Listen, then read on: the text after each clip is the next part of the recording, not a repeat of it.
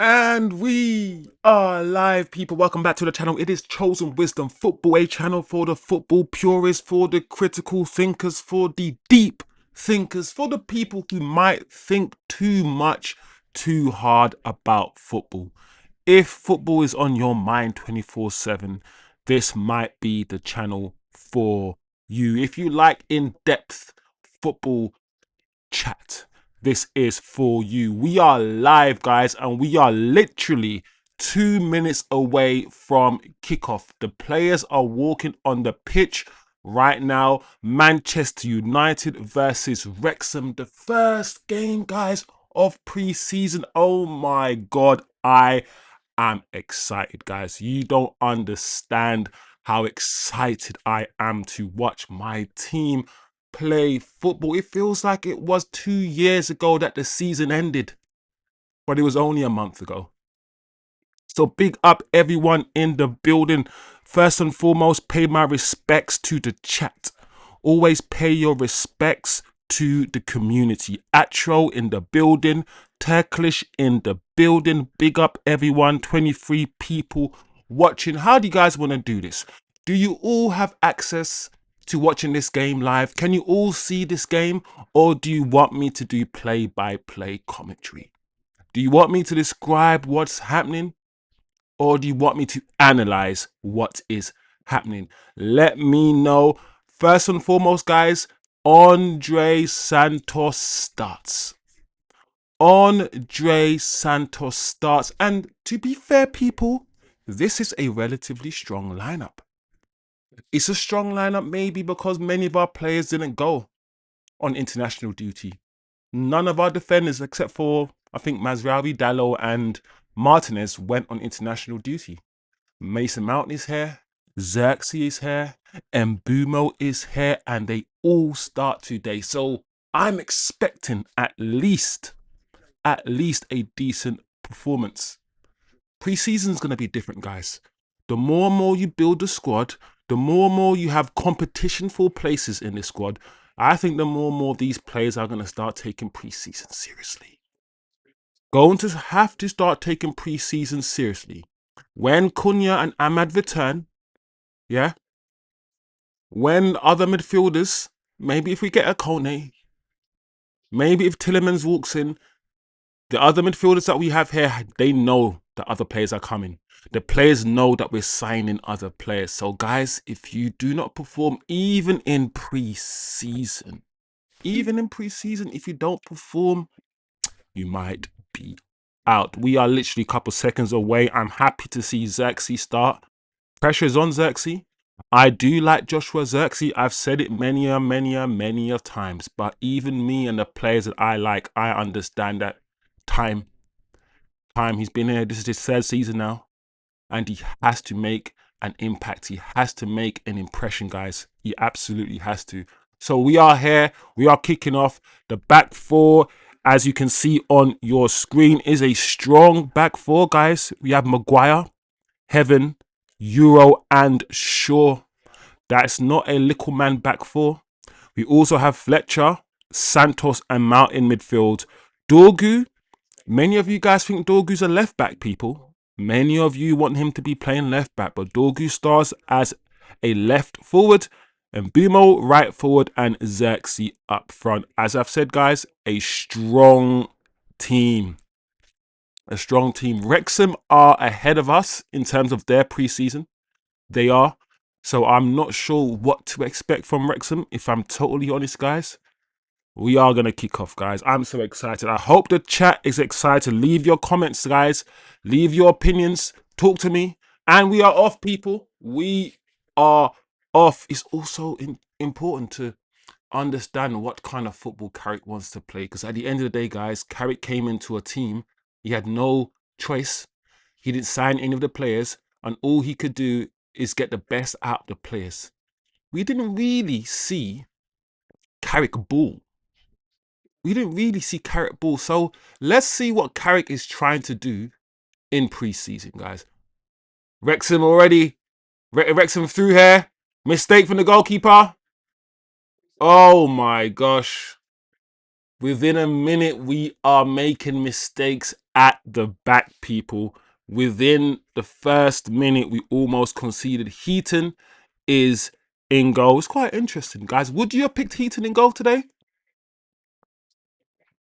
Considering that VTech is in the squad, I mean, I guess, you know, Carrick would probably do one team plays 45 minutes and another team plays 45 minutes. Wrexham corner, short corner to by Wrexham. Outside of the D, dinked in. Offside flag goes up. Offside flag goes up. Let me quickly read the chat. Big up Acho. Anyone got legal means to watch this game? Unfortunately, I am watching the game legally, guys. And I cannot, as you can imagine, recommend anything, you know, dodgy on stream. I don't know. I don't know about no shadow bans, people. Heaton, long kick to Dorgu. Lucky Dorgu. We tried a little back heel. Wrexham goalkeeper going long. And Maguire on the ball. We need to put the ball down on the floor now and play. Also, guys, let's watch Andre Santos. It's the first time we're gonna get to see him in a Man United shirt. So it'll be good to see what positions he picks up. Dorgu loses the ball there. That's not good. We need to be more economical on the ball and more efficient on the ball.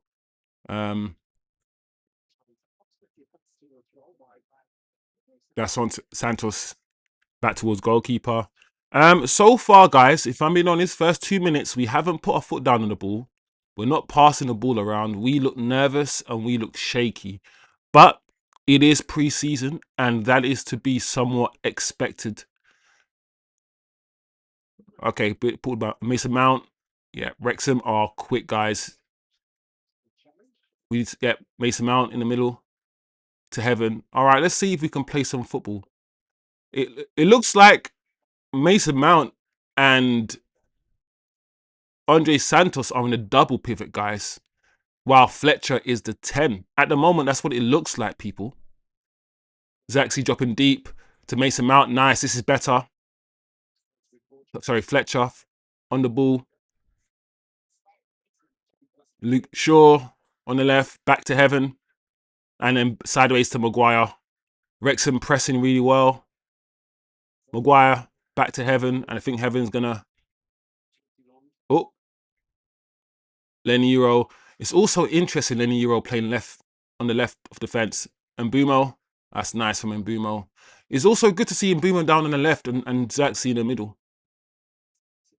You know, we're starting to play now, people. We're starting to move the ball around. The first few minutes was just us trying to get our feet, calm down, but now we're passing the ball around. Mason Mount, Andre Santos, back. Yep, this is nice. Keep the ball. We've pushed up as well, guys. At the moment, our defense is at the halfway line, which is what we want, right? We want to squeeze the opponents as we do. So our defenders are Luke Shaw. That's not a good pass inside from Luke Shaw.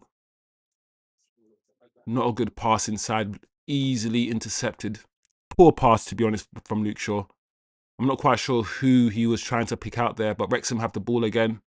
We're not pressing at the moment. We're allowing Wrexham to have the ball. I think now we're...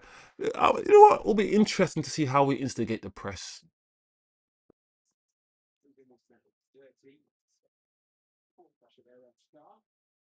Yeah, we are pressing now. Now we are pressing. Ball over the top by Wrexham. Harry Maguire. Yeah, Harry Maguire, I'm not going to lie. Harry Maguire had to take the man out there. Harry Maguire, as we know, is not the quickest, guys. So whenever he is dragged out wide, I have to hold my breath, guys. I have to. Harry Maguire, he needs to take the man and the ball at the moment. Big up the chat. Big up Sasha.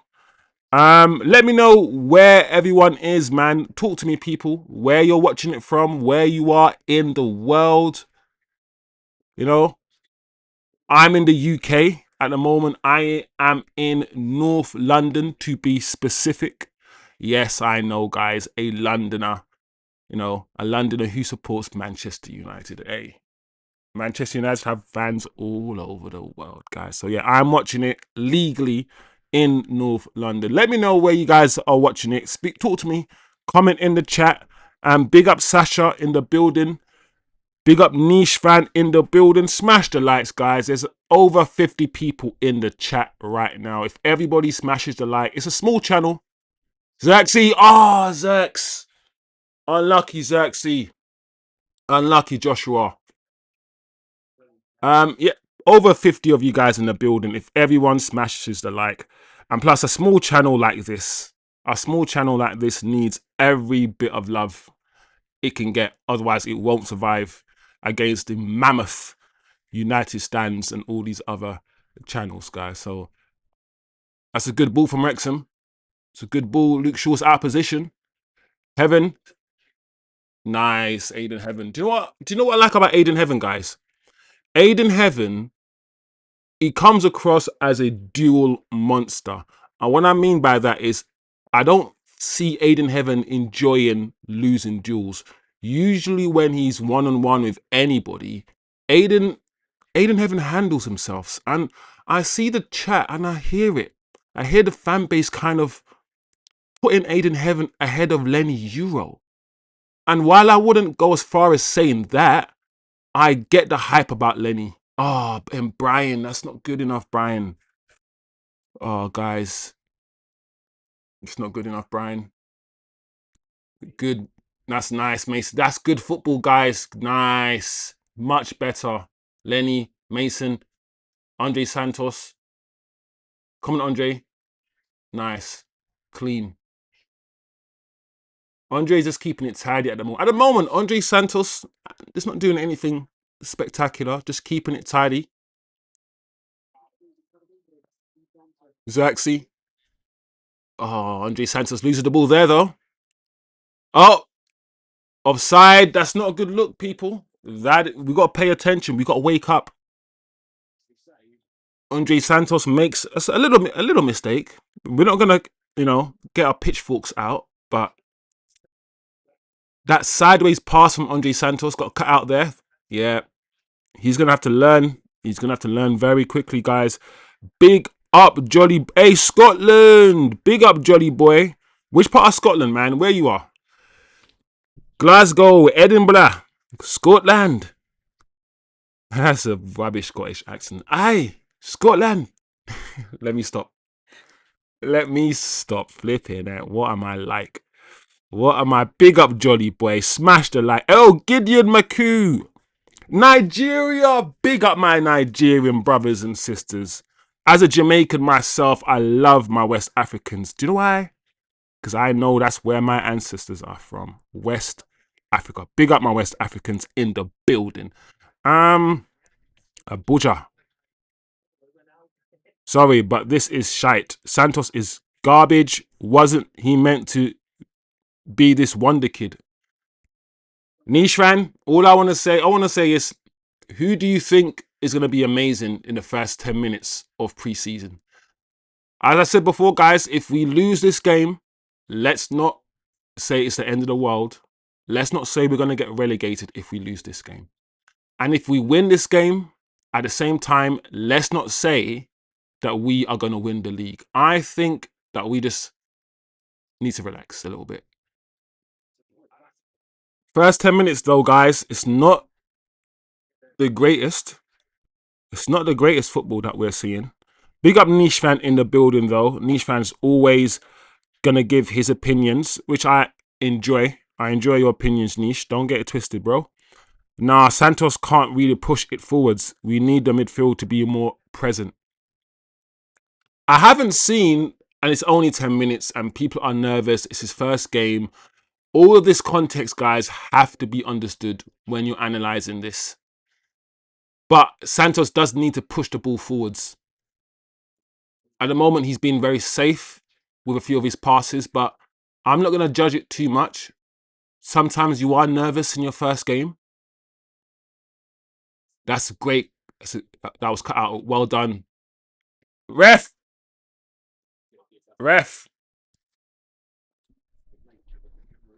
Manchester United, we tried to counter-attack there with Bryan and Mbeumo. I think that was on. I think Dorgu would have been through if you could find Dorgu. One thing I'm noticing in football now, and it's always happened, but teams are proper fouling whenever you get on a counter-attack. And I saw it for England against Argentina, and we've seen it in the Premier League. Teams are clever now. They know how to stop you when you're doing a counter-attack. Arsenal do a lot. And they stop you in a way, right, where they don't even get a yellow. It's just a foul. It's just a foul. The dark arts, man. We need to get better at the dark arts football.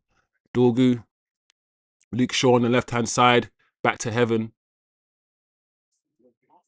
back to Maguire. And also, guys, what do you think about our defence? Because I keep, oh my Lord, Maguire. Oh my gosh, Maguire, that pass. What is going on? Wake up, people. That pass to Lenny Euro should have been a simple pass. I keep saying that our defence needs work. We need to address our defence. We really do, guys.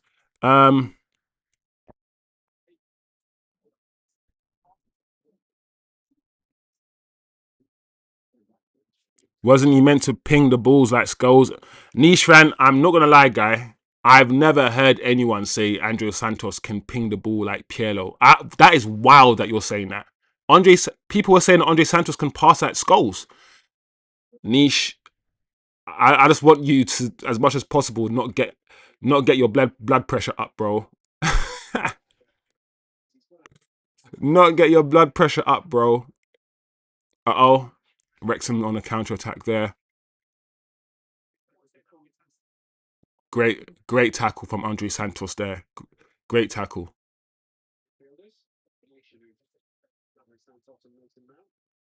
If so, there's a lot of you that don't want Andre Santos and don't like the signing, and before he's even had half an hour of football, some of you guys in the chat already saying he's the worst thing ever, and I feel like I'm talking to you guys about it, and you're not changing your, you're not changing. You're just like doubling down.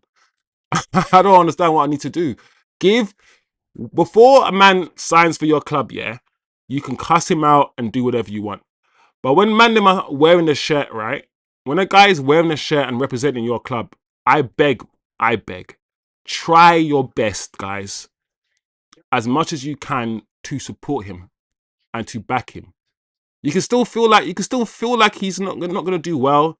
You can still say, do you know what? I don't think Santos will be a success. All of these things, but while he's on the pitch, yeah, I feel like we need to try, yeah, to back our players, bro. Big up Scotland, jolly boy. Santos can be better. There we go on the counter attack. Santos almost won the ball back. This is where I want Santos. Santos is supposed to be the guy who can win the ball back high up the pitch.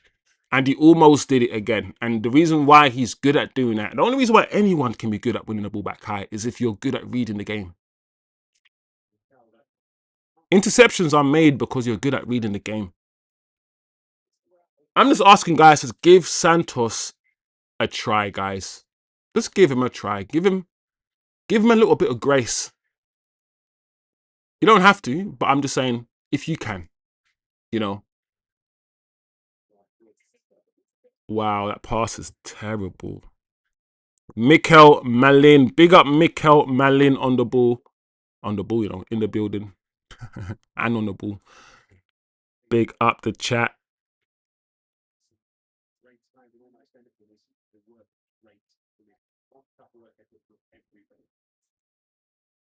Zirkzee dropping deep. Number 11.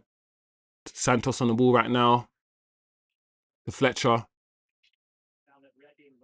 Heaven on the left. Shaw. Back to Heaven. Yeah, Wrexham is pushing us back. We need someone to drop in. We need someone to drop into that little space, into the hole. You know? Because Wrexham are pushing us back too easily. We run out of ideas a bit too easily at the moment.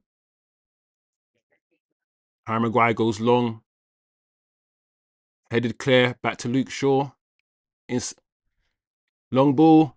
Handball. Oh, Mason Mount. Or was that Fletcher? That was Fletcher.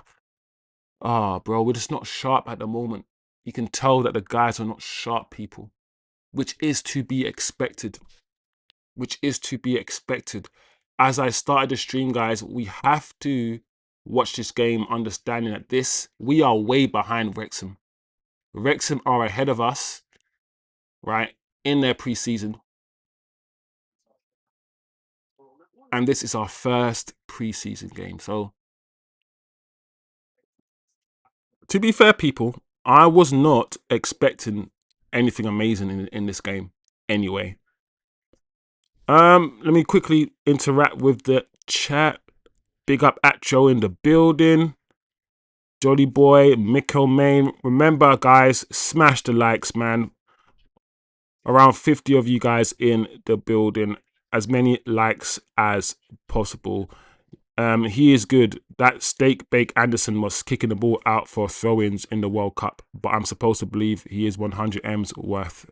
Let's chill, says Atro. Talking about Anderson there. Niche fan, not happy in the building. 50 million on this kid. Love the people. Yeah, but Niche fan, you're overly angry and borderline aggressive, bro. That's what I'm trying to say. I'll tell you to relax a little bit. You can have your opinion and you say you don't think he's good enough, but we've heard it now. Are you gonna spend the whole 2 hours just saying how rubbish he is constantly? That's what I'm. I want to know where are you going with this? Because he's not gonna leave the club. He's here now. He's here for 4 years. So are you gonna spend 4 years hating on him? Or if he does come good and he starts to play well, are you gonna apologize or are you just gonna what? I just don't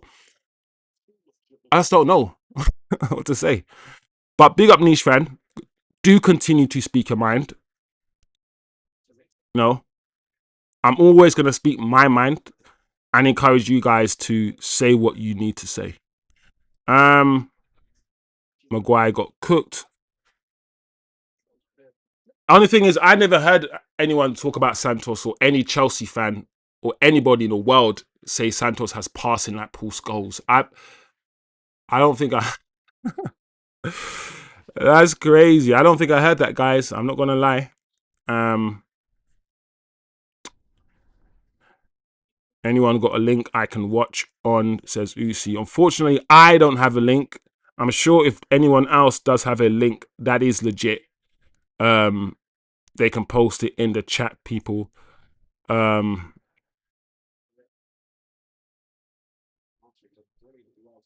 Wrexham is taking a niche fan. You watch football differently, bro. I don't see anyone taking the piss out of anyone in this game, bro. I see there's two teams trying to play football. Yeah, I don't know how else to get niche fan in the building out of this negative, downward feeling that he's in. That he's just everything that comes out is just negative, negative, negative, negative, negative, negative. I've said what I needed to say. I've told him to calm down. I've told him to chill. I've told him to just be all these things. So I feel like I'm done now. There's nothing else I can say to niche fan to just make him have a slightly more chilled approach. Um,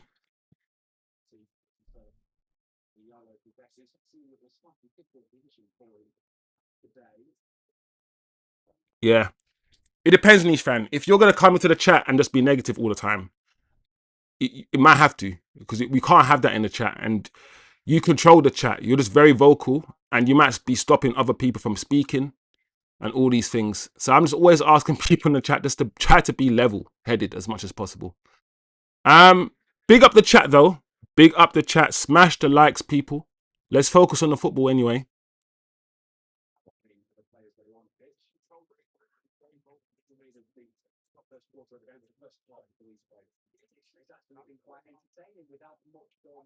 There's not a lot going on. First 20 minutes of the game.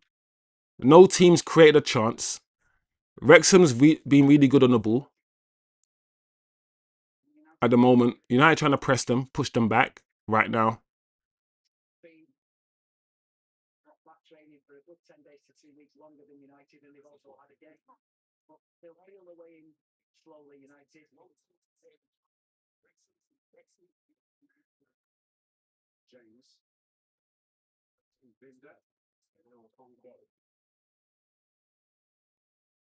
All right, we got the ball back again. Heaven, back to Lenny Euro. Let's see what we could do. Lenny Euro on the ball, inside United's half, back to Maguire. Back to Andrew Santos. He passes it back to Maguire, who's now occupying the centre-back position, Andre Santos. Bryan Mbeumo on the right-hand side, cuts infield to Santos.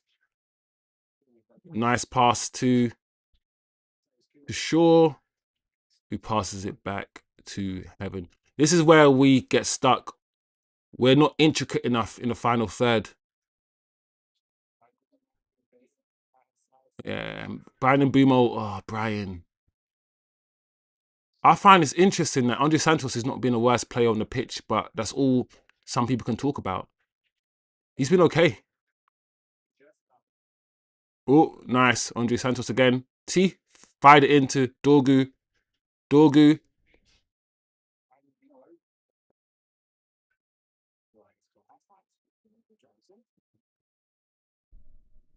Big up the chat. Yeah. If I feel like if all you got to do is come in the chat and not be objective or rational and just be emotional and just spend the whole chat just being negative and negative, I feel like you just go away somewhere, drink some tea, smoke a bit of weed, get high, and then come back. There's nothing to be negative about, bro. It's the first 20 minutes of a preseason game, bro. Like, we're not playing great. But to highlight one player and just to be going on and on and on about one player, bro, it's crazy, bro. It's almost insane. It's insanity. So, yeah, maybe a timeout. Because I don't want that to just be the only thing my chat is talking about. Oh,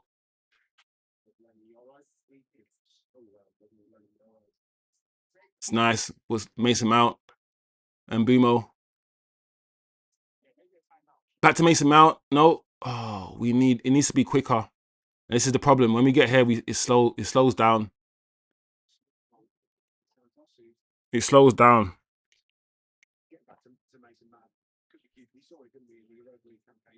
Low commentator has said the game has been entertaining. I need more flair or something. It has been a stale. No, it hasn't been a great game to watch for sure. Ah, that's not good enough. Oh, who was that? Zirkzee. That was at the first shot that we had. Is that the first shot that we've had on target? And also considering that this is our strongest team, guys, and we're gonna probably play the kids in the second half, there's a good chance we lose this game. But I've already approached this game not really caring about the result. I've already approached this game in my mind looking at fitness. Looking at the first game of preseason is all about fitness.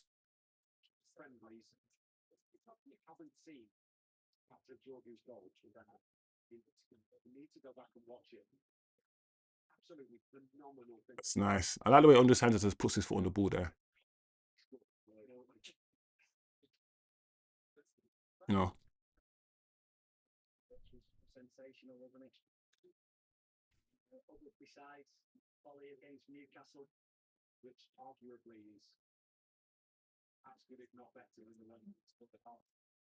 Big up the chat. Osman, niche, the market is broken. 50 million is the fee for any Premier level player. Chelsea business sounds infuriating, but they offer good payment terms plus cheap wages equals 50 million, not actually that steep these days. And Mbeumo on the right. Oh, there you go. Nice. Unlucky Joshua. Ah, that's good. I don't get first 10 minutes. and the kids had like 3 touches, and you just gonna no think about it. It's like, what is it? It's a mental illness, bro. You just have an agenda against the kid, and it's gonna. It might be. I need to time Niche fan out, you know.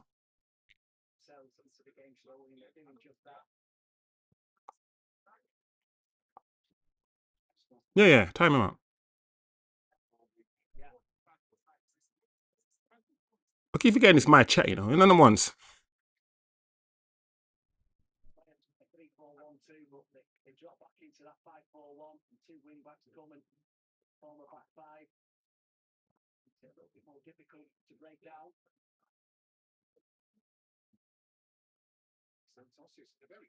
Your opinion has to be based on reality, bro.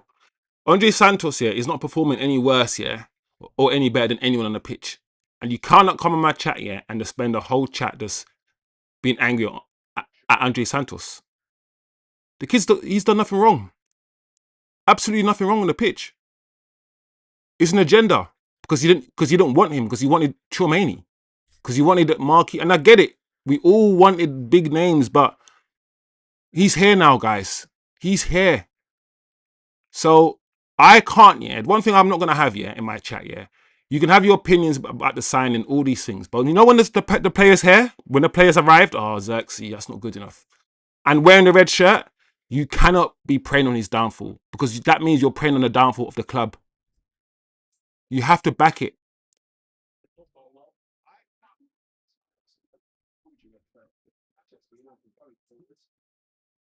You have to back it until he starts playing rubbish, and he hasn't done anything wrong.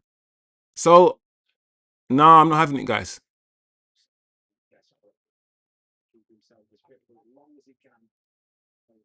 I don't want a negative stream, people. You know, um,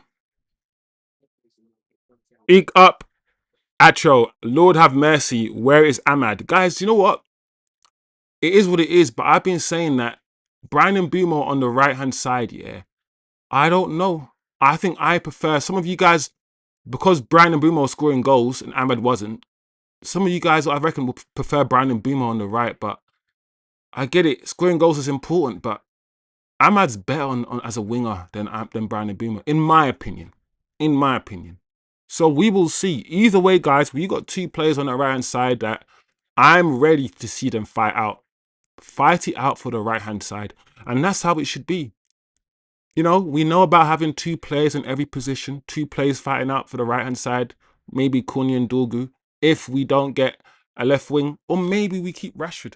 I don't know what's going on, but we need to build a squad where we feel or we can see that there's 2 players for every position. And not just numbers wise, 2 players who can actually battle it out. Who can actually battle it out.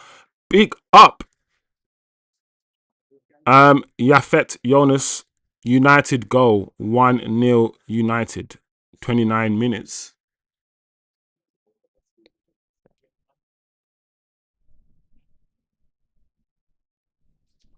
No spoilers, please, but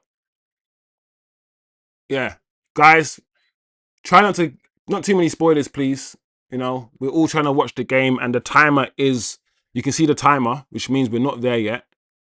So, no spoilers, please, guys. But big up, though. Big up everyone in the building.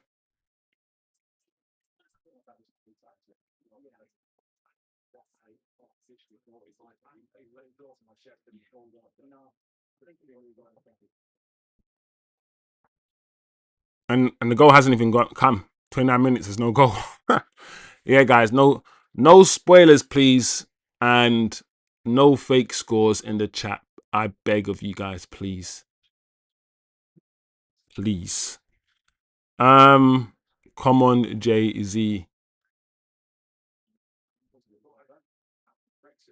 30 minutes on the clock. Still, we've seen really nothing from the players, to be fair.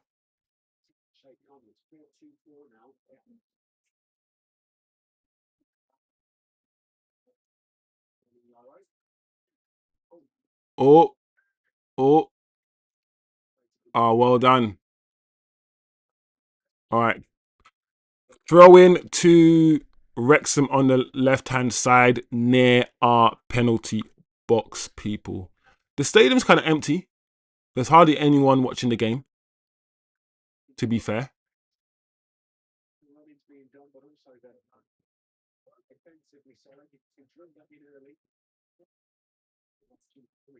It's nice, decent defending. Yeah, it's the final third. We're not moving the ball quick enough in the final third, and we're not decisive enough with our passing. We're also not creative enough. Our movement is also very basic. You can tell that this is our first game as a football team since the season ended, because we absolutely look rusty as hell, guys. Big up the chat. I thought the ref was blowing for a water break. Oh my gosh. I mean, I guess it's summertime, right? I can entertain a water break maybe in the summer, but not during the season, man. Not during the season, guys. We don't want that Americanized water breaks coming into the Premier League, do we? We don't want that. Big up the chat. Lenny Euro. This is an important season for Lenny as well. I know a lot of United fans are. I'm not putting pressure on him. I remember that Lenny Euro had a great first season. Great first season playing left centre back for Amorim. One of my favourite players in that season. And then his second season, he didn't play as much as he wanted to. And all of a sudden, the talk is Lenny Euro's not good enough. And I'm like, I don't get my United fans, bro. For me, 18-year-old defenders like Lenny Euro, they're allowed to have, and I don't think he had a bad season. He might have had one bad match. Oh, unlucky. I feel like the narrative around Lenny Euro has been a bit strange. It's almost as if we've got a new shiny toy in Aiden Heaven, and because Headen's had one or two good performances, we forgot about Lenny Euro's good performances at left centre back under Amorim when he was driving forward and having great games. You know, it's like we've forgotten that they're the same age, and maybe like Lenny Euro should have more experience. He does have more experience playing senior football, you know, in the French league and whatnot, but I haven't given up on Lenny Euro. He's a great defender, man. I feel like he's a good defender. He's young. He's going to get better and better. And one thing I've said, these guys, I don't think either Lenny Euro or Aiden Heaven, neither of them are 21. I think they're both like 20, 19, 20. And you don't really get 18, because obviously we bought Lenny Euro at 18. You don't really get 18, 19-year-old centre-backs playing regularly for a top team. Not at that age. So I'm always like, listen, in about 2 years' time, 3 years' time, when these guys are like 22 and they've got like 100 games or whatever under their belt, I'm hoping they're going to be beasts. I'm hoping they're going to continue improving and continue getting better. I mean, that's the plan, right? I guess Man United must see, hopefully, Lenny Euro and Aiden Heaven as the centre-back pairing for the future. And in an ideal world, it would be two tall, quick defenders, good on the ball, mobile. But we just don't know about the development. We don't know how good Aiden Heaven's going to be, if he's going to develop Lenny Euro. That's the thing. That's the thing, guys.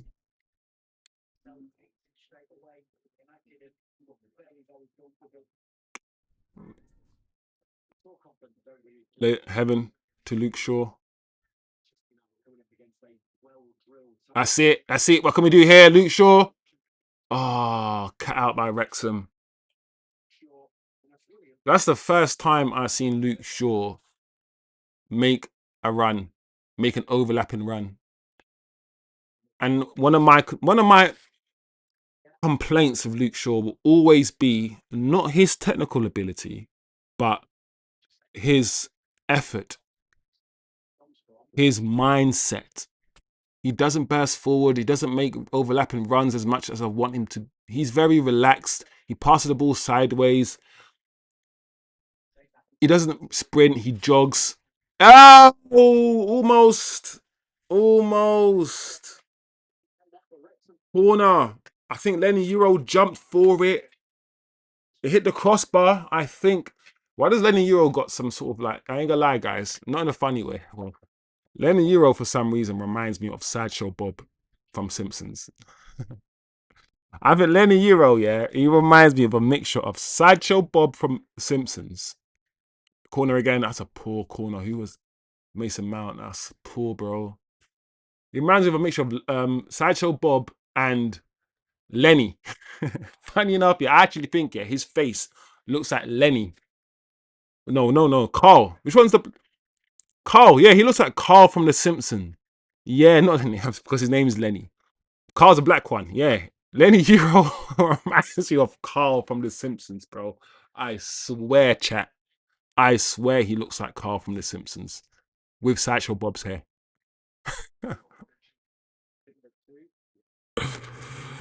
um, if I'm being honest, big up Jerry, yo.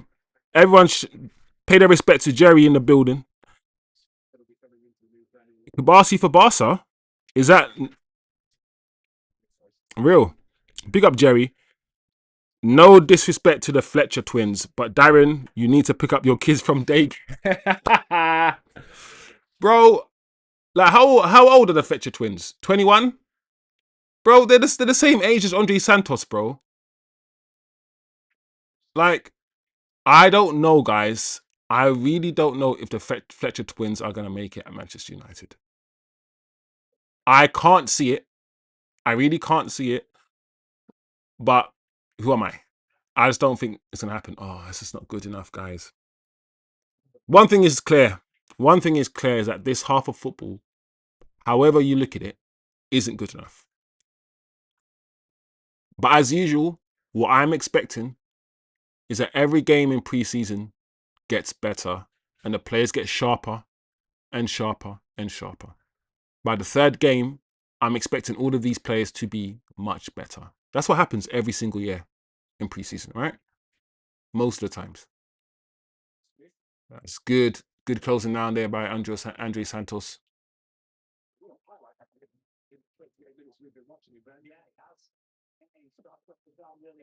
Good closing down there from the kid. Um, I'm watching it on MUTV, guys. I'm not gonna lie. I'm watching it legit on MUTV.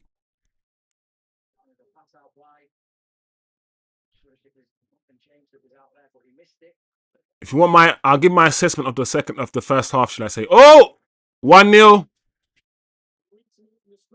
Wrexham 1, Manchester United 0. A very simple goal. Very straightforward goal.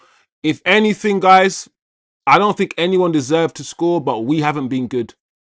We haven't been good, so we can't really complain. We cannot complain. 1-0 to Wrexham. 1-0 to Wrexham.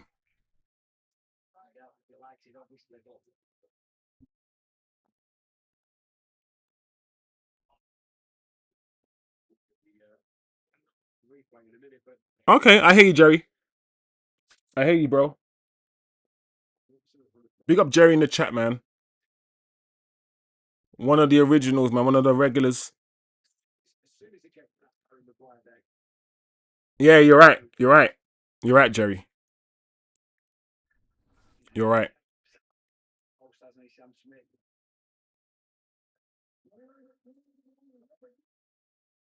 Very, very, very easy goal to concede. Way too easy. Way too easy. We have kind of offered nothing in attack. And the midfield isn't working. There we go, Bryan and Mbeumo. That's nice. That's much better. And Mbeumo. I'm not gonna lie, guys.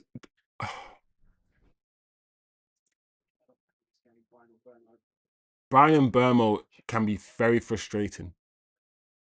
I remember last season talking about his first touch, talking about certain aspects of his game. I like Bryan Mbeumo, but he is our Mo Salah in the sense that this goal again is so poor, it's so bad. In the sense that the ball's gonna bubble up on his feet, he's gonna miscontrol the ball, but he's still gonna score goals. Mbeumo, Mbeumo's gonna score goals, but the way he plays football is not the most aesthetically pleasing to watch. Bryan Mbeumo, it isn't. Um, it's gonna be interesting this year.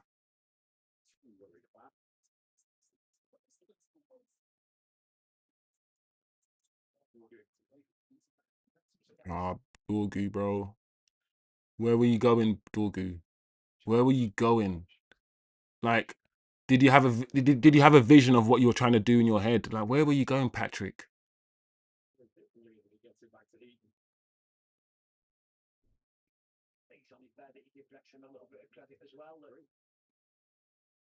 Wrexham haven't given us any spaces, bro. Any space to play at all in the middle.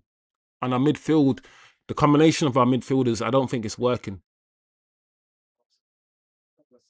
I don't think we'll see. Um, no disrespect to Mount and Fletcher, but I need more connectivity from them. Yeah, that's what I'm saying. Where the midfield is not connecting.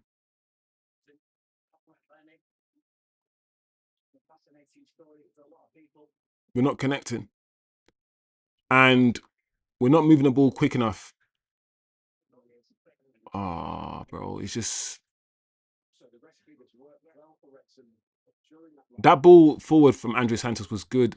I like the way Andre Santos, yeah, he punches the ball forward. So far, for me, watching him, it seems as if when he can, he will punch that ball forward. And look, once again, look at him on the heels of that player. He wants to play football where we press high. You can tell. Look at him now.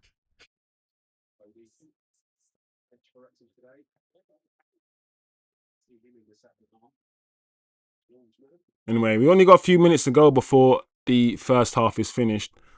I don't know what we can take from these games. I'm gonna repeat myself. Let's not let's not all be a niche fan. Let's not all just get too angry. If we can, or get too happy. You know, let's try to, and I can't police people, see this for what it is. The first football match, the first half of football played by all of these players. Please, guys, I want us to understand that. I'm ready. I'm ready to go hard on these players. The third or fourth game of preseason, when Ahmed and Cunha come back, all these guys, after the third game, and we're still performing like this, I'm ready to have serious conversations. But I don't know how angry I can get if we play badly in the first game. Oh, it's not good enough, Zirkzee. Bro, it's not good enough. These guys look rusty as hell, bro.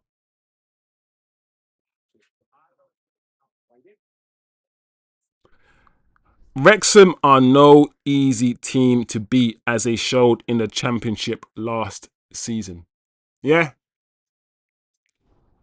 yeah, and we're not playing well. We're not playing well enough to beat this Wrexham team.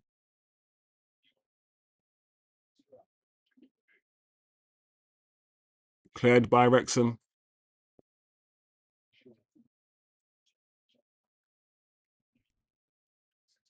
Hmm? That's a weird ball back from heaven. That's the half time there, guys. That is a half time. Be real. Be totally honest. Those of you who are watching the game, what was your impression? As I've said, there's context. First game, look at Bryan Mbeumo, does not look happy at all. A lot of these players do not look happy walking off, and that's what you want to see. You don't want to see. You want to see that they understand that they haven't played well. You want to see that they're angry. So big up the chat. First half done. Let's be real. Let's be real. I don't think I've ever had a preseason campaign where the first game of preseason was amazing. Where the first game of preseason we were sourcing. I think it's always like this. You know, half our team is not here, as we know, but there are enough players here and there are good enough players here at this club starting this game for us to still play better. For us to still play better. So let me know, people. Let me know what you're thinking. Osman says young centre backs is always a gamble. Even Saliba was loaned out to League One for his age 18, 19 and 20 seasons. It's all about fitness at this stage, getting minutes in the legs, says Jerry. Yeah, back onto what Osman said in the chat as well. That is why I have to put things into context and be like, Lenny Euro, like, I don't like always looking at how much a player costs, because how much a player costs is nothing to do with the player. All the player does is sit down and wait on a phone call. And the phone call says either you're going to Manchester United or you're not. How much the players cost and all that is nothing to do with the player. The player has nothing to do with that. So sometimes I'm like, yeah, we overspent on Lenny Euro. We spent 60 million on him, but I'm not going to hold him to that, because I understand that we overspent to try to get him from Madrid or before Madrid. And with young players, we have to factor in the potential. For some reason, we overspend on young players because of their potential. And that's the same with Lenny Euro. So I've always said, listen, Aiden Heaven, Lenny Euro, they're young defenders that ideally would play 15, 20 games a season. Right? But because they're playing so many games for us, I think they're going to improve and get better in a quicker space of time. That's what I think. We'll see. I'm optimistic about them. But we don't see, and I agree with the chat, we don't usually see 18, 19, 20-year-old centre-backs playing in the Premier League the way Lenny Euro and Aiden Heaven are playing in the Premier League. And that gives me a bit of optimism. It does give me a bit of optimism. Yep, Jerry says it's all about the fitness at this stage, getting minutes in the legs. Yeah, I agree with you, Jerry. That's how I'm going to see it. Am I disappointed in how we are playing? Let's be real, people. Let's be real. I am. I want us to play better. I want us to play more on the front foot. I want us to be quicker. I want us to be all these things, but at the same time, I'm like, it's the first game of pre-season. I'm going to wait. Just like the transfer window hasn't closed yet. So I'm going to wait a little bit before I get my high blood pressure, before I get really angry. I'm just going to wait a little bit, you know? But if there's pressure on the players and pressure on Carrick, I don't want the fans to, after one half of football in pre-season, to be saying that we're rubbish. Everyone's rubbish. You know, we're going to be relegated. Andre Santos is the worst signing ever. I don't want us, to get there, to come to that conclusion after just 45 minutes of a preseason game. But, everyone's entitled to their opinion. Osman says, playing a random Scandinavian. No, I missed Jerry's one. What did Jerry say? Hold on. No, hold on. I missed a few. Ivan. Oh, yeah, big up Ivan in the building. I didn't even see Ivan. Big up Ivan. Wrexham to win the Premier League title before United. Ah, man.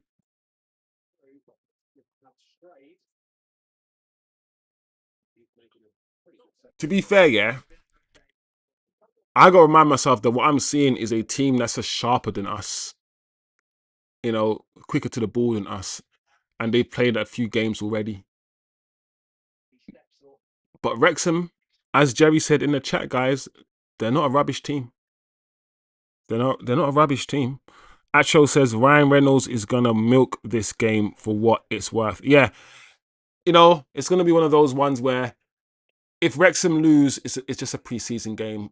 But if they win, they've beaten Manchester United, and Ryan Reynolds is gonna be, the marketing is gonna be, the PR is gonna be very interesting. if we lose this game, and I think we will lose this game. If this is supposed to be our strongest team, and in the second half we're going to play the kids, I can't see us scoring a goal. I can't. So I'm just preparing my chat to the idea that we will lose this game and we might not even score a goal. Just preparing my chat for that. Osman's no. Jerry says Coventry to finish top 10 or relegated. Ooh, Jerry, I think you have to ask me that towards the beginning of the season. I want to see what Coventry do in the transfer window, Jerry. Because you know them ones where if you asked me 2 years ago, Nottingham Forest get relegated or whatever, before they did that madness, because wasn't Nottingham Forest a team that signed like a whole new first 11? The owner went crazy, Nottingham Forest. So I'm not saying Coventry are going to do that, but I feel like I've written promoted teams off too early sometimes. So I want to see what Coventry do in the transfer window, if anything.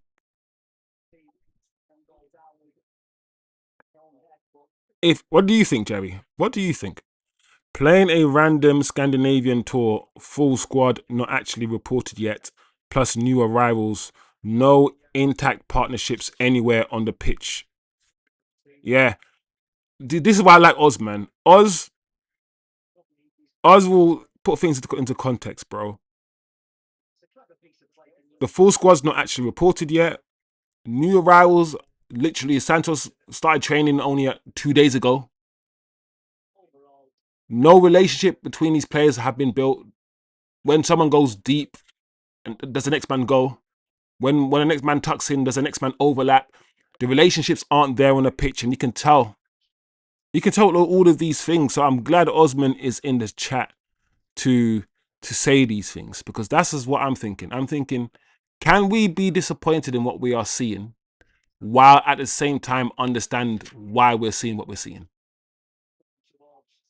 Can we keep the context while at the same time wanting more from these players in pre-season? Acho says, well, what I am disappointed with is the midfield combination, as you said, Chosen. Shout out to Alfred Gideon. Where's Alfred? Where's Gids? Shout out to Alfred Gideon. But this game is why I say Mount is not. Oh yeah, not the one. No forward passes whatsoever. The Mount situation will always be interesting. If I'm being totally honest and upfront to the chat, Mason Mount for me isn't a double pivot player. Um, for me, Mason Mount, I don't want to see Mason Mount in the midfield. And if I have to see Mason Mount, I'd rather see him further forward as a 10. But even there, I'm not quite sure if I want to see him. I think that my issue with Mason Mount will never be his technical ability, because I feel like, and I've said it many times, Mason Mount is sound. I just feel like Mason Mount goes missing. He goes missing. He's not present. He's not there. I don't know if he hides on purpose, but you can watch a game of football. Mason Mount will be on a pitch and you won't fully notice he's there. That's my big thing with Mason Mount. And you can't have someone like that in midfield. Don't forget we had Scott McTominay. And listen, our relationship with Scott McTominay after he left is probably better than our relationship with him while he was here. Because while Scott was here playing in that double pivot with Fred was always showing for the ball. Whether you like Fred or not, he was always showing for the ball, while Scott was always, for me, hiding behind other players, not wanting the ball, not wanting to receive the ball. And it used to frustrate me, guys. It used to frustrate me. So I don't know about Mason Mount playing in the midfield or playing in the double pivot. And I hope Michael Carrick can see that he's not the one for it. One of my concerns with Michael Carrick was, especially when he spoke so positively about the Maguires, about the Luke Shaws, about Mason Mount, sort of the English contingent. My concern was that Michael Carrick was going to do the whole push Mason Mount, push Maguire, put Luke Shaw. They're going to be his favourites because of the whole English thing. And I just hope that Carrick just plays players on merit and nothing more. Nothing more than that. If you're good enough, you play, and that's it. But if the transfer fee is big, does that not put pressure on the player and the size of the club he goes to? I think the transfer fee puts pressure on the player because we put pressure on the player because of the transfer fee. I.e., the transfer fee in isolation, the player doesn't care. It's because we care. So it's because we're going to keep talking about how much he cost and we're going to groan and moan, and the media, this and the media that. All that stuff around it is going to affect the player. But the transfer fee alone, in isolation, I feel like I don't think so. But I hear what you're saying, Jerry. You are right as well. You're right as well. But Lenny Euro, like I said, the narrative around him is just weird to me. And it's a narrative more than anything. But we will see. Only time will tell with Lenny. Only time will tell. But I've still got faith in Lenny Euro. I think he's going to become good. But we will see. No one knows the future. I might be wrong. And if I'm wrong, I'm wrong.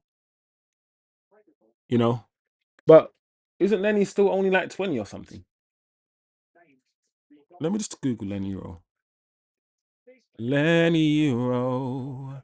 Lenny Euro. Lenny. 20 years old. He's 20 years old, bro. I'll give Lenny more time. You know, let's see what players we play in the second half. I'm not gonna sit here and pretend I know all of these youngsters. I'm expecting a raft of changes. Will Shea Lacey play? What do you guys think of Shea Lacey, by the way, people? What do you think of? Do you think Shea Lacey can? I don't know. Push our wingers this season. Do you think Shea Lacey needs to go out on loan? What's the chat's opinion on Shea Lacey?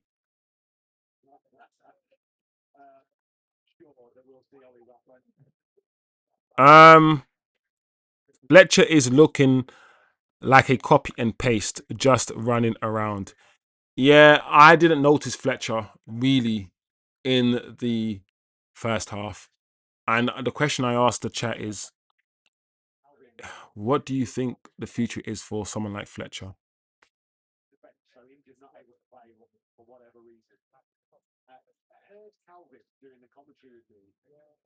They're still young though. Tyler Fletcher.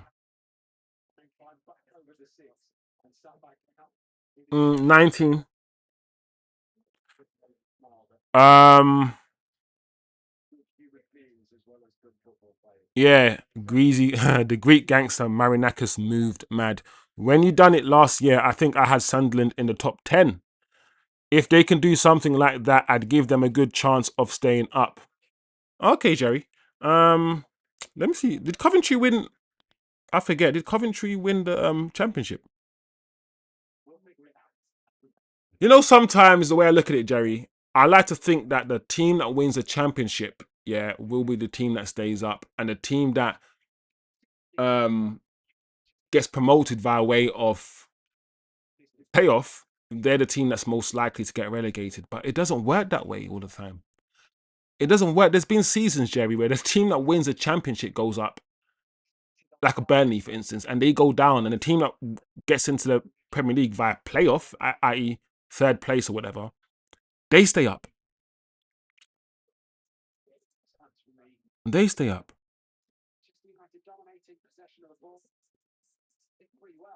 over the course of the game. Look at that 87% pass accuracy as well. Just got undone by that one moment. Yeah. The 87%, that's obviously productive, but 87% is very, very good at this stage. The thing is, we had 57% passing accuracy. I mean, sorry, possession. from getting this second half started. We are literally moments away from second half, people. Stay on the field, but some players that come onto the field, so certainly seen Keeper more getting ready to go there. I think current change is going to be staying on for Wrexham, so not 11 changes for them, but 11 changes for Manchester United. So here they are. Ruddick, Vitek. Yeah, Coventry, they won the league, so they didn't even get promoted via playoffs. How many points did they get in the league? So Coventry won the championship by 10 points last season. Ipswich was second. So surely, no, okay, I can't say surely. But based on that, you'd think Coventry will be okay, right? They're that much better than Millwall and Ipswich. Oh, Millwall, fucking hell, Millwall. I don't know. Anyway, guys, we are about to kick off for the second half. Unfortunately, we haven't been blessed with great football today. Unfortunately, we haven't been blessed with a goal. And if I'm being honest, people, I don't actually think we're going to see great football today. I'm just preparing my chat for maybe a second half of, let's call it bittiness. You know? Yeah, Jerry, we're going to have to do a Premier League prediction again after the transfer window, or at least nearer the end of the transfer window. Let me see who's, because I need to understand who's playing right now, people. Switch of play, push the ball in as well. A little pace in it. Tyler Fletcher. Batsman at Scotland's international experience with him. Full international.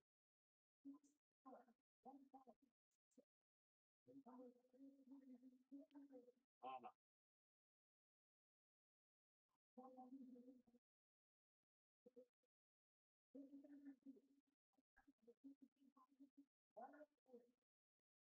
Here comes Jacob Devaney.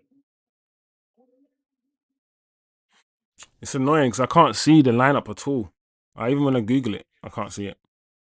Can't see the squad. But I know Harry Amas is on the field. Because you know how they usually just show you, like on the screen, who's come on and whatnot. They didn't do that. They haven't done that. It's a bit annoying. Even when I Google Man United versus Wrexham, I'm not getting the lineup or anything. I just want to see who's on the pitch.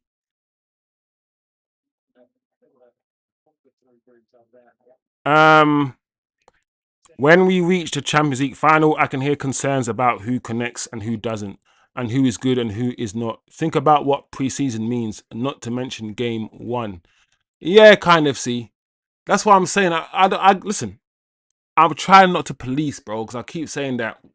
Listen, everyone's got their different opinions and whatnot, and you can watch something and have concerns and voice your concerns. But I feel like when you're like, we're rubbish and this is and all this and we're gonna lose and I'm like, bro, it's the first game of preseason. What conclusions you can arrive at is one thing. You can comment on what you're seeing, but the conclusions you reach, like we're gonna get relegated because we conceded one goal in preseason. It's like, come on. I'm not saying anyone's saying that, by the way, but okay, here we go. Vitek, Amas, Collier, Fletcher, Gore, Williams, Lacey, and Wheatley up front. All right, there you are, guys. Finally, I can see the team. And also, the team is up as well. I'm trying to get the team up for you guys on the screen. Um, VTech is on. So let's also have a look at VTech. A lot of us haven't seen VTech in a championship, but enough people have spoken about him. I've seen some of his games, and apparently he is next up. VTech. People think he's good enough to start. So yeah, be a good chance for us to have a look at VTech. So yeah, Amas is now playing left. Also, it's quite. I've voiced this as well, guys. We are looking for a left back. What do you guys think of the future of Harry Amas? Because when he first broke through a year or two ago, everyone was saying this guy is legit, especially under Amrim's wing-back system. He's gone out on loan. I think he was out on loan last season. He's back now. What does the future hold for Harry Amas? Hmm? What does the future hold for Harry Amas? This is Carrick's first preseason game. Let's observe how he sets up. Some players are just placeholders in the system at this point. Agreed. Agreed, Kind FC. We need Kind FC to speak more in the chat, bro. Big up Oz as well. Kind FC, I didn't even clock this is literally Carrick's first preseason too. It's so early. Yeah, we need more Kind FCs, Jerry's, Atros, and Osmonds.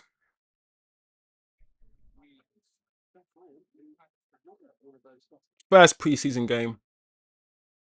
I'm not gonna try to take too much, yeah, from this game.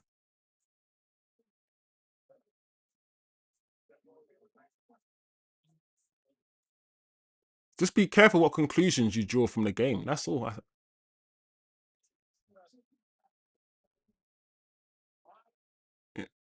I don't think we're gonna get relegated if we lose this game. That is all I'm gonna say. Um, Lacey should definitely be given FA Cup, League Cup games. Yeah, why not? Why not? Why not? I feel like when he did come on, yeah, I'm gonna say something controversial. And hear me out, guys. I'm not saying he's better than Bryan Mbeumo as a footballer, but you know when some people play the position, Shea Lacey plays that right wing position the way I like to see it played.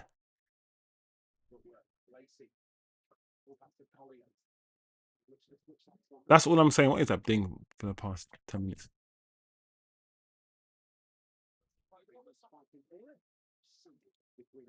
I like Shea Lacey, guys. I like Shea Lacey. Maybe Jerry. Jerry, does Shea Lacey need to go out alone? The thing about loans, yeah, loans, you need to be careful where you send players. Sometimes you send a player on loan, and the loan the loanee um doesn't play the player. They play the player in the wrong system. The players play in the wrong position. They don't develop. There's so like we also got to be careful. But I don't know, man. Sunderland didn't win it, but spent it on the right players. And Xhaka in the midfield was signed. Yeah, that was such a great buy, Jerry. The Xhaka, the Xhaka signing was such a great buy. I'll say this, yeah. I think, yeah. You know when Arsenal fans like to say, "Oh, we won the league because of Declan Rice." Yeah, I honestly believe, yeah, if they had Xhaka instead of Declan Rice, they would have still won the league. I honestly believe that. I honestly believe that if they had Xhaka instead of Declan Rice, they still win the league. Did Declan Rice help them win the league? Of course he did. He was on the team. He ran his socks off. He tackled, ran and ran and tackled, and scored a few free kicks. But I don't believe, yeah, that they wouldn't have won the league with Xhaka in midfield. I think other Arsenal teams have been better than this one. But that's my opinion. That's just my opinion. Controversial, maybe. I know Osman's Arsenal fan in the chat. He will have a different opinion. But I feel like winning the league because other teams have fallen off. Liverpool were rubbish, Chelsea were rubbish, and Man City were rubbish. And then, as opposed to last year where Liverpool were good, Man City were good. Like winning the league because everyone's rubbish doesn't mean the team that you won the league with was better than Thomas Partey and the Xhaka team. You know.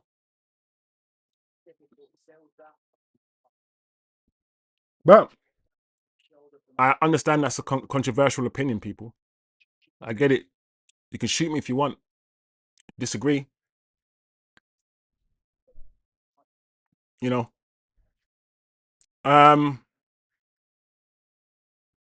It's always difficult, guys, to sort of analyze a second half of a preseason game when every single player has been changed. Every single player has been changed. It's difficult.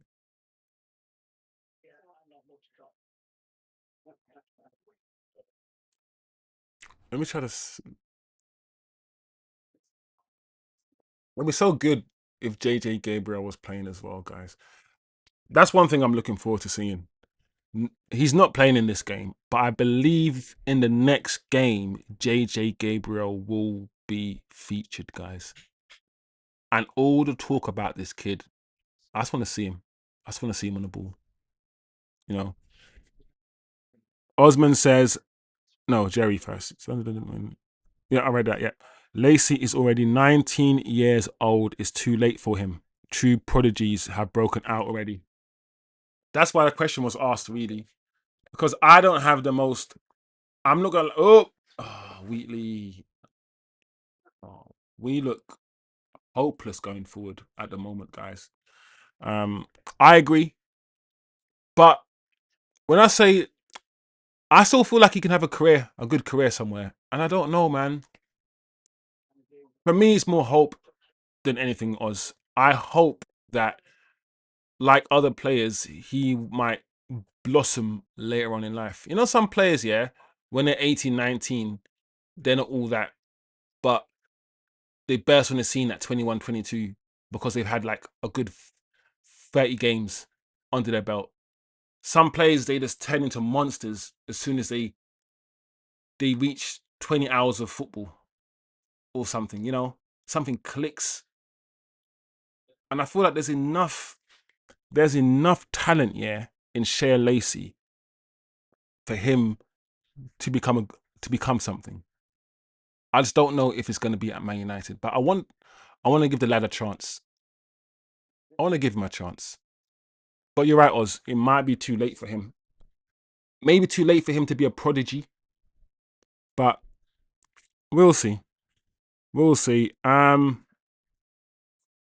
Big up kind of seeing in the building, man. Jerry says all the kids on for the second half. Yeah, Acho says I have mentally checked out. Acho, I'm not gonna lie, bro. The reason why I'm talking like this is because I have also... Listen, I can only be honest with my chat. I have kind of mentally checked out of this game. I'm gonna be real. I have slightly mentally checked out of this game. I am not expecting anything in this second half of football. None of these kids are in the first team. None of these kids really matter. Maybe, like I said, and Harry Amas, Shea Lacey, maybe.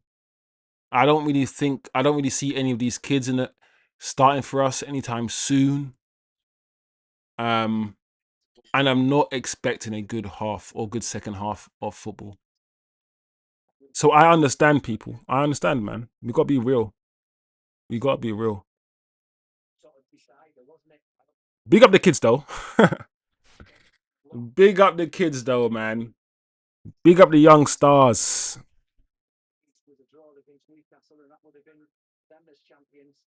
Too small, easily not over against a strong opponent, says Jerry.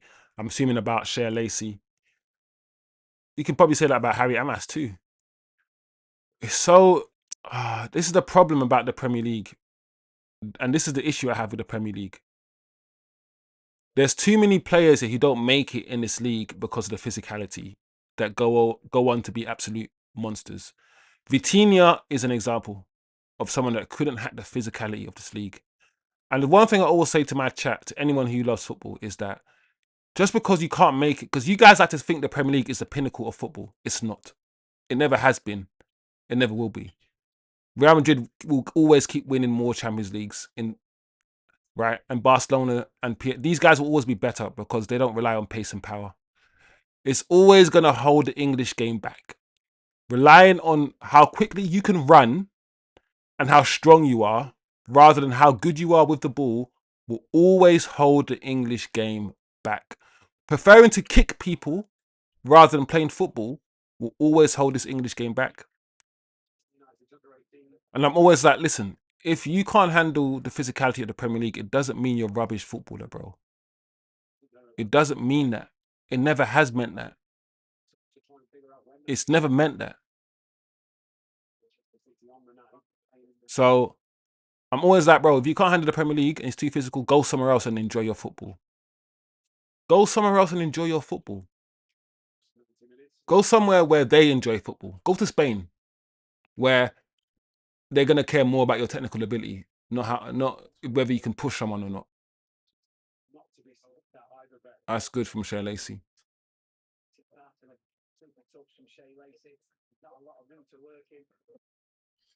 We are just lucky that this league has the most money, has so much money to offer players, and we can, attract the best players.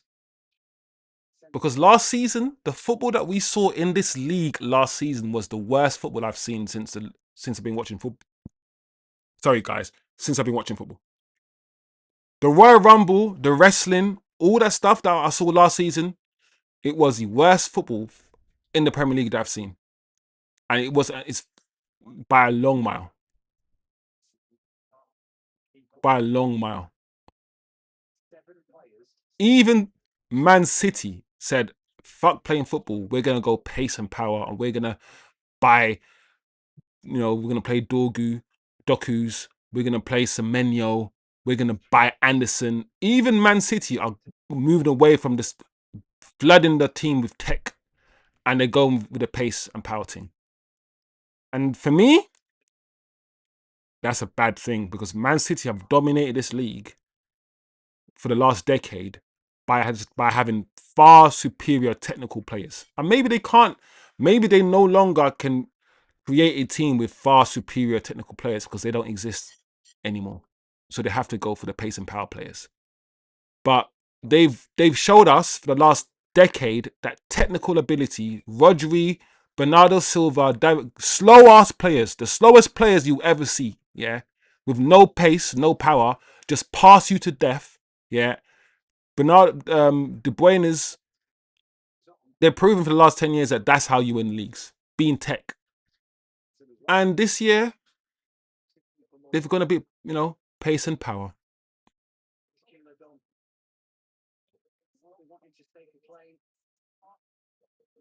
They're going to be pace and power.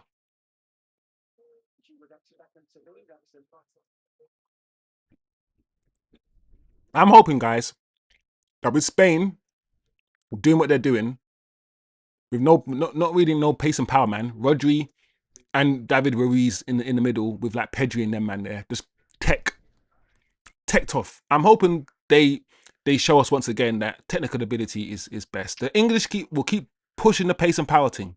That's what we do. The British will always try to push that because that's how we want to fight. We want to go back to the days of the Colosseums. I stuck in, mate, and kick and all these things. That's what we want to do because we don't have tech. Don't forget when all the tech men came to the Premier League in like 20 years ago, doing all the stepovers, we hated that shit in this country. Right, man, where's the end product? Just cross the ball in. All right, mate. We don't like tech in this country. And the funny thing is, guys, you know that Phil Foden, Kobe Mainu team with what's his name? Cole Palmer and all these guys, that England team would have beaten Argentina. That techie midfield, as opposed to the Declan Rice, Anderson, pace and power midfield, would have passed the ball around, would have beaten them. They would have. I promise you they would have.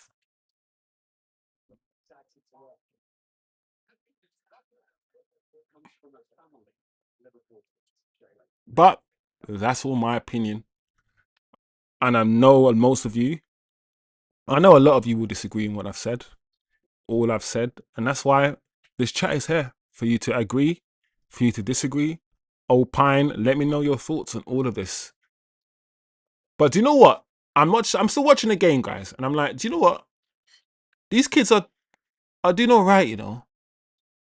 Shea Lacey just looks nice, man. Oh, that touch there was crazy. That first touch was mad. The first touch was mad.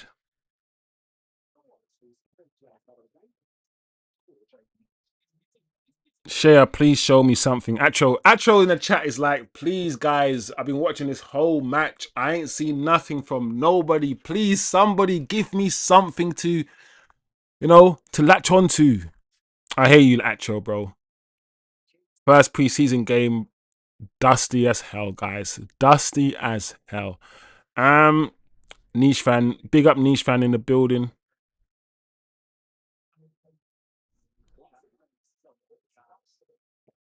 Bro, it's fine, niche fan. I mean, you've made your point. I now know you do not like this player, bro. And it's up. You don't have to like the player. You don't like him, and you don't think he's good enough, bro. I hear you. I fully hear you, niche fan, and you're allowed to have that opinion. Don't let nobody, niche fan, tell you can't have that opinion. All I'm saying is that we just need to be conscious in like how we're flooding the chat with just loads of negativity. That's all, because it's a small channel. And your words are powerful, niche fan. Your words are powerful, niche fan. They matter. Oh my lord, 2-0. Oh, VTech wasn't 2. Saved by VTech.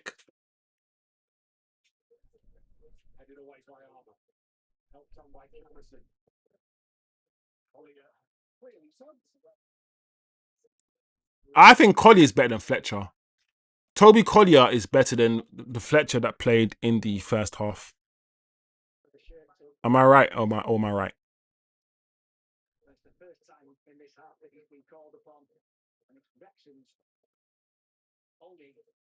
Yeah. Listen, I understand. I get the frustration. I see it. We wanted big names. We wanted marquee signings in midfield. And at the moment, we haven't had that big name, that marquee signing. So I understand the frustration in the fan base. I do. I'm just at a different place where I'm not going to get emotional like that.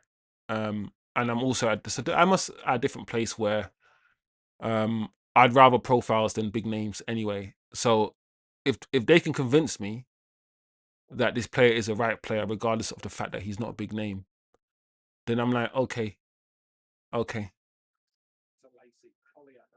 But only time will tell. It's one of those things that we can argue and have conversations about this, and trust me, I enjoy them.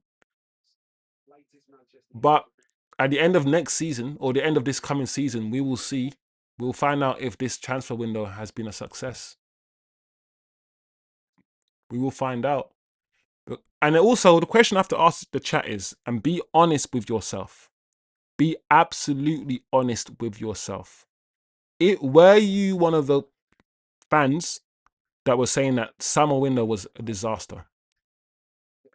Getting Lemens was a disaster because we should have got Martinez, you know, for instance. And Mbeumo's not good enough. Because if you were one of those ones who also said that last window was a disaster and then saw us finish third, then I'm just going to ask you to remember what you did last summer. Remember that you hated the window last summer as well, and it still turned out okay. So based on that, just have a little bit of faith and just wait, because you never know. You just never know, guys. While at the same time, the flip side is, listen, if we, and I want niche fan also, and everyone who has concerns, because I also have concerns. Don't get it twisted, people. I'm just not willing to get angry now before the thing has happened. But if the thing does happen and we finish sixth outside, if you finish outside of the Champions League positions, yeah, next season, then I listen. I'm telling you guys, you should know me by now. My foot is going to be on Ineos's neck. If at the end of next season, Manchester United finish 8th or some 7th, 6th outside of the top 4, and we go backwards, then my foot will be on Ineos's neck fully.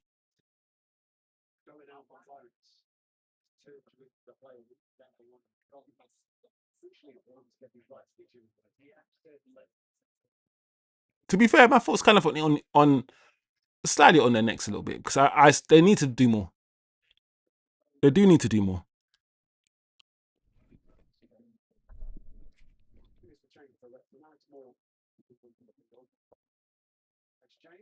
Big up. Remember, guys, smash the like if you can. I'm watching the game on MUTV. I suggest you guys try to do it legit. I can't promote any sort of illegal stuff on my channel. But there are ways. I didn't always watch it on MUTV. There were other ways that I watched it. I can't say it on stream, guys. Big up the chat. Big up X Janelle. Angel Gomez too. That was interim. Yeah. Angel Gomez, yeah. Bro, kind of see like some of the ballers that I like. I thought Angel Gomez had so much tech, bro. It's just unfortunate the kid was so small, bro. And I was like, bro, look at Messi. Messi's small, but Messi's strong. But Angel Gomez, man. Angel Gomez was a baller, guys. I loved Angel Gomez. Every now and again, we produce a little gem in the academy. Mason Greenwood, Angel Gomez, JJ Gabriel, Gabriel, you know, Gabriel. Every now and again, even listen, even though Januzaj never reached the heights here that he should have or could have reached, Januzaj was a baller. Januzaj was a gem, bro. I love watching Januzaj. The first 2 years, yeah, of us with Januzaj, yeah, he reminded me, and don't come for me, but he reminded me a little bit of Eden Hazard, the way he used to move with the ball and dribble. I just don't get what happened to this kid, man. I just don't know what happened to him, but Januzaj, bro, he had a way of moving with the ball, yeah, that I was thinking, oh, this kid is special, bro. And then he just fell off after 2 years. He fell off. There we go. Finish. Unlucky. If anything, we've been more cohesive, yeah, I feel like, in the second half, guys, than in the first half of football. And I'm also gonna say this, guys. I love Joshua Zirkzee. I do. But I'm gonna be a bit more cutthroat. Like if certain people are not doing it, and we can't have favorites, and we can have favorites, but we can't. We gotta be cutthroat, man. If certain people are not doing it, even if they're your favorites, we gotta call it out. We have to call it out. It's high level sport, man. And Zirkzee, I ain't gonna lie, bro. This might be your last. This might be your last season at Man United if you don't show something, Zirkzee. Listen, Zirkzee, you're my baller, but we gotta be real. You know, we have people saying certain signings aren't even good enough, while others are saying the players that we have here, some of them we've had for too long. Mason Mount, for instance. So this season, I reckon, will test a lot of people's patience. We finished third, and we want to improve. We want to go on and fight for the league title. And I don't feel like a lot of the fans are going to have patience or that much patience with certain players, because we're like, to win the league, yeah, you kind of need to like not lose, and you kind of need to try to win every game. So the minute we draw against a Leeds or something, or lose against a rubbish team, I'm telling you, the fan base, yeah, the pressure's different now. It's almost the pressure wasn't even on last season, but now that we finished third, and people are now expecting us to even go a step further. Yeah, man, I can already see it. I can feel it already even in my chat, and my chat is a small chat. I feel like the tolerance level of the fan base is not going to be that high this season, especially when more than half the people hate Ineos anyway. I don't like Ineos. When I say Ineos, when I talk about Ineos, I got to be specific sometimes and say, when I talk about Ineos, I'm kind of talking about the recruitment side. So far. The Vivell and Wilcox side. Based on what they've done so far. Based on what they've done so far. Big up the chat. Let me read some more of the chat. Collier is better than both Fletcher twins. He mashed work in that Europa campaign. Yeah, I can. He's a level above those guys. I can see the way that he plays football. He's just more mature on the ball. Toby Collier, Atro. Just more mature on the ball.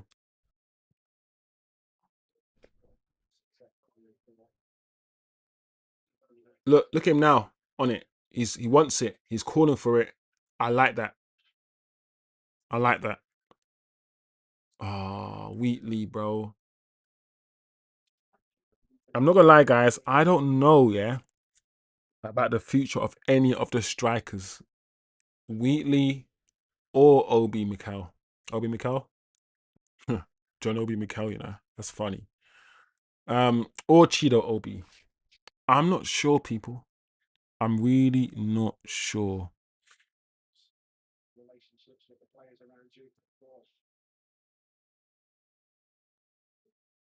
Nah, I was not saying it was a disaster. I was more than happy with Lemens. Martinez is a bum. Yeah, but at the same time, as good as Lemens has been, I've always just said to my chat that Lemens is a steady Eddie goalkeeper. That's what he is. He's not gonna do special things, I don't think. But I don't think we need someone to pull out crazy saves all the time. We need someone who's just good. And I feel like that's Lemens. And I see people last season saying that yes, he was. I reckon he was compared to what we paid for him. He might have been a signing of the summer, sure. But I don't want us to get overly excited and say that we've got the best goalkeeper in the league and all of these things, because he's not that. He's not that. And he will make mistakes. Oh, what a tackle. That's a good tackle. Oh, bro, this Wheatley guy, yeah, every time he gets a ball, yeah, his first touch has been crazy. This Wheatley, even that pass, yeah, into Wheatley's feet, yeah, and Wheatley passed it off, right? And the ball went up in the air, it bubbled off his feet. I'm like, oh, Wheatley, bro. That touch there was crazy to me.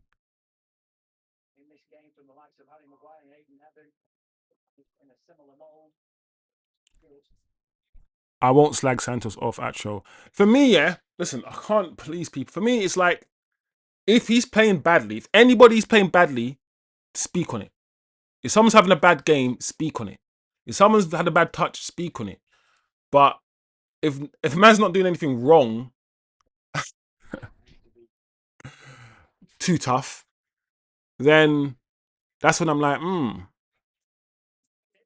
But at the same time, Niche, the one thing I like, yeah, also, bro, about you, is that you don't mince your words, bro. You're very direct and you say what you want to say. And I've always said I like that, bro. We need disagreements, bro. But no, we don't. Oh, Wheatley. No, we don't need disagreements. But disagreements is a good thing. We have different opinions. It's all good. Um, I wanted Chouameni. I'm not gonna lie. I didn't. All right, this is the thing about Chouameni and Tonali. I've said to you guys that there was a reason. One of the shows back a week ago, 2 weeks ago maybe, I said I do not want to talk about Tonali at all in my on my channel because we're not going to get him. Don't. I said this to you guys. I said that the whole Tonali thing, leave me out of it because we're not getting Tonali. We're never going to spend £100 million on Tonali. And even the Chouameni thing, I said to my chat, guys, I don't want to talk about the Chouameni thing too much because Chouameni hasn't said he wants to leave. Real Madrid has said he's not going anywhere. And the only people that were pushing the Chouameni links is the media. Just the media. And I said, we're not getting Chouameni. I don't believe it. We're not getting Tonali. So, because my expectations wasn't high, I'm not disappointed. Because I already knew that we weren't going to get them.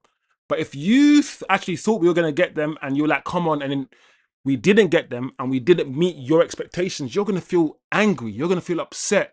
Oh, we missed out. We missed out. Well, I get it.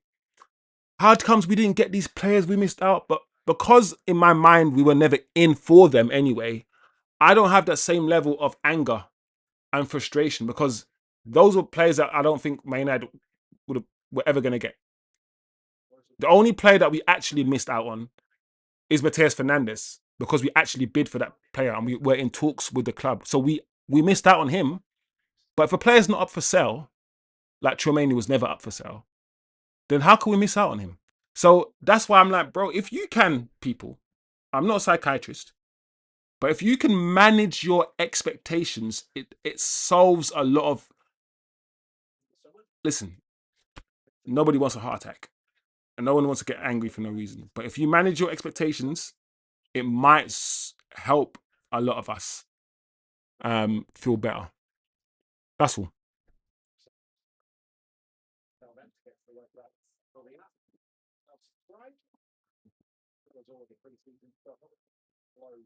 Big up Acho in the building. I might have to have one or two more mods, depending who is gonna be in the streams regularly. I might have to have one or two more mods just to make sure the chat is flowing, make sure everyone's behaving, make sure everyone gets a chance to speak, all these things.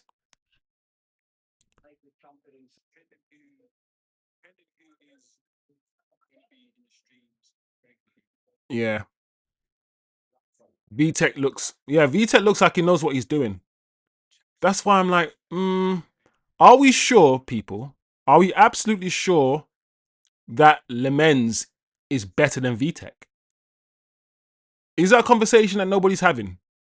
Or are we actually sure that VTech shouldn't be our number one? I don't know. It's a question.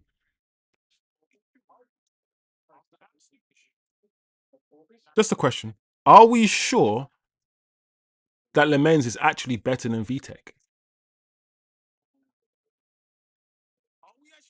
I hear we have been more coherent second half chosen. But we've been doing horseshoe and recyclable. No attack with purpose. All the 4-player and no wet fingers. Bro, I'm willing. First match of preseason. Carrick's also. There's so many layers, guys. Is the fact that it's Carrick's first preseason in full stop as Man United manager. First preseason match as Man United's manager. There's so many layers to this. Also, we need to talk about the fact that in this Premier League season, guys, we have new managers for every single club, bro, except Arsenal. Chelsea have a new manager, doesn't know the league. Liverpool have a new manager, Areola. Man City have a new manager. Yeah. Chelsea, Man City. Tottenham have a new manager. Every top club, I think Villa have Is Villa top club? I don't know. You decide on that.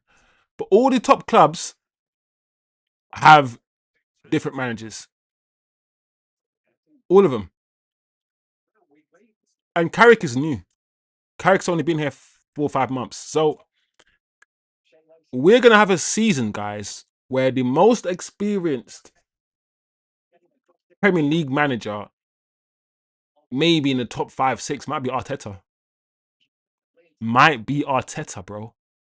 And that is crazy to me. This season is there's so much unknowns, yeah. Like, what's Maresca gonna do? What's Alonso gonna do? This season, I reckon, is more ambiguous. There's more unknowns this season than even last season.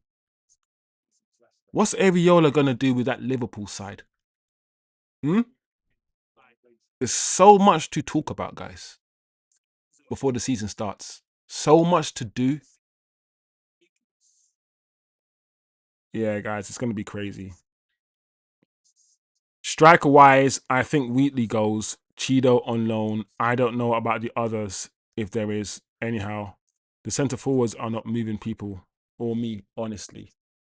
It's a shame, man. We spoke about this the other day, and I'm pretty sure we're gonna keep talking about it in a different way. But the forwards, guys, the striker conversation, man, is dead. It's dire.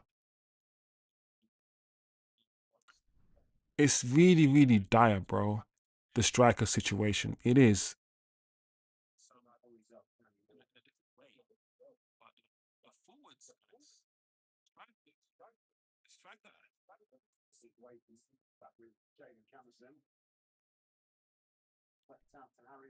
Yeah, guys, smash the like on the stream,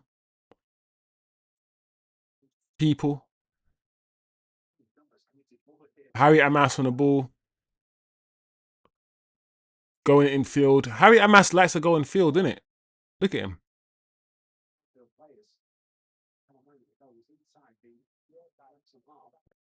Oh, that's not good.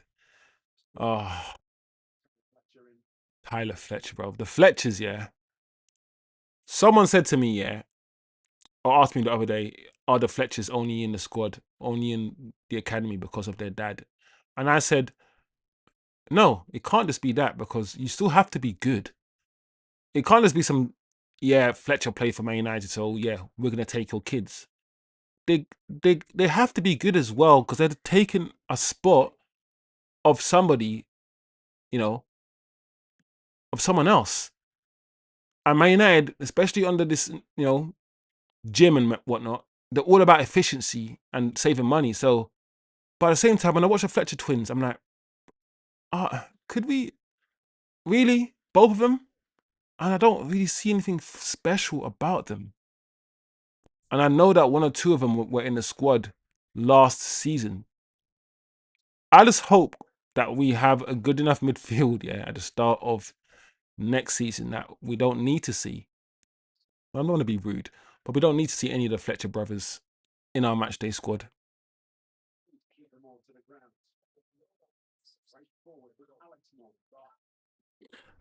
Big up Timor. Is it Timoro? How many corners? There you go. It's on screen. 3 corners to Man United and 1 corner to Wrexham. Timoro. Big up though. Big up. Why do you want to know? Is it some bet 365? Are you doing some sort of bet? How many corners? How many corners are conceded? Big up Tim though. Big up the chat, guys. Smash the like, people. Small channel. Every bit of love helps. You know, when the big channels ask you to smash a like, you don't have to do it because, listen, they're huge. But when small channels ask you, I'm telling you, it matters, man. It matters. The algorithm will algorithm.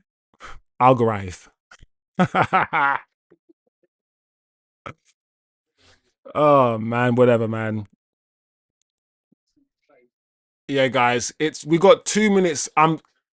In the first half, I was definitely more clued onto the game. I was more focused on the game for sure.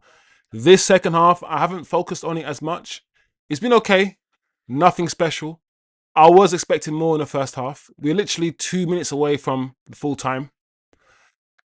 I hope this, like I said, I don't know what you can learn from this, guys. The first pre-season game for Michael Carrick, The first pre-season game for Manchester United, half the team away because of holiday.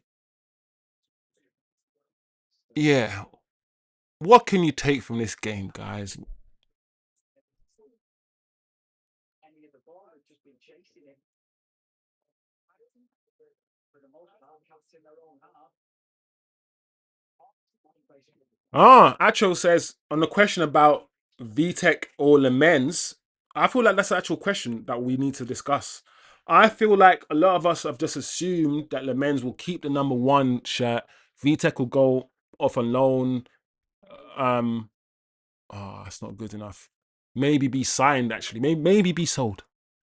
But I feel like it's a question. Do we actually know? Do we actually know if Lemens is better than VTech? Acho's response to that question is I would say yes, based off what I have seen. I would say VTech's bag is shot stopping, which you want with your goalkeeper. But Lemens can shot stop, kick both feet, and throw. Lemens has more. Oh, Acho saying Lemens is the better goalkeeper and Lemens has more so far, based on what he has seen, which is an honest opinion. Of course, he's seen Lemens more than he's seen VTech, hence why he said based on what he can see, which is absolutely fine. Big up the chat, man. The France striker kid was someone called Enzo Khan Abake. Ennis has to be gone.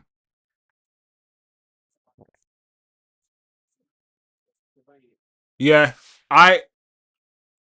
that's the thing. I feel like going back to what you said, Acho, about learning, we need to be careful that we're not trying to learn too much from this game. Because I don't think I have learnt anything from this game. It was good to see Andre Santos, our new signing. I'm starting to understand based on the 45 minutes, and it's only 45 minutes. Oh, unlucky. I'm starting to understand what he's about and what he likes. In the first half, Andre Santos, for me, felt very comfortable when we were pressing high in Wrexham's half and trying to win the ball back. He looked good because a few occasions he was tight to his man and he actually won the ball back. He seems to be good at reading the game and intercepting. He's also quite a quick passer. So far, from what I've seen, oh, is that a penalty? Oh no, the referee didn't give it. Oh, the game's over. 1-0. Guys, I did say be prepared for us. No, I knew it. I know football, guys. I know football. I knew we were never going to score. If we weren't going to score in the first half with that team, we were never going to score today. And I knew about after 35 minutes in the game that we were not going to score today. I just knew we were never going to score. So we have lost the game. It's finished now. 1-0 to Wrexham. What's the chat saying?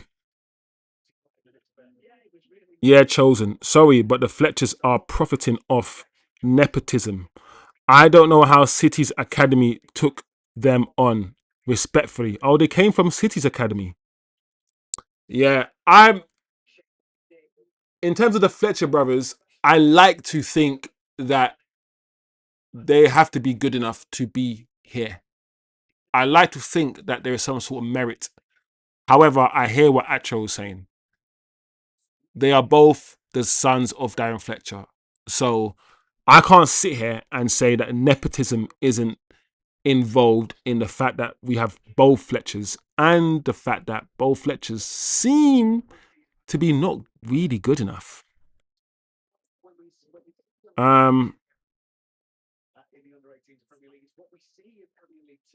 What's kind of saying the Fletchers were in the City Academy, so I'm sure they are. See, that's kind of I like to think that yes, nepotism might be at play here, but surely they have to be of a certain level to even get through the door. So kind of C says, I'm sure that they're good enough for that level, but maybe not good enough for the Premier League level. Mm. Best of both worlds. These fans in Helsinki, haven't they? They've seen the first team players coming back. Yeah, I like Acho's breakdown of VTech versus Lemens. But just a question though. Just a question. 1-0 loss. Sack Carrick now. It begins. I'm gonna do a match reaction, and my match reaction is gonna be get Carrick out. Carrick is the worst manager in the world. We lost 1-0 to Wrexham in our preseason game. We're gonna get relegated. This is the worst Man United squad ever. I don't know, guys. That's just tiring. Listen, when I'm negative, you guys will I know for a fact that when I do start to become negative, you guys will be like, Chosen, you're too negative. Under Ruben Amorim, I was negative as fuck. Some of you guys were here in the first half of the season. All I did was cuss all day. Yeah. So I don't want to go back there. I don't want to go back there, guys. So I'm going to be positive until I see some doo-doo. Until something starts smelling. And then I'll tell you what I can smell.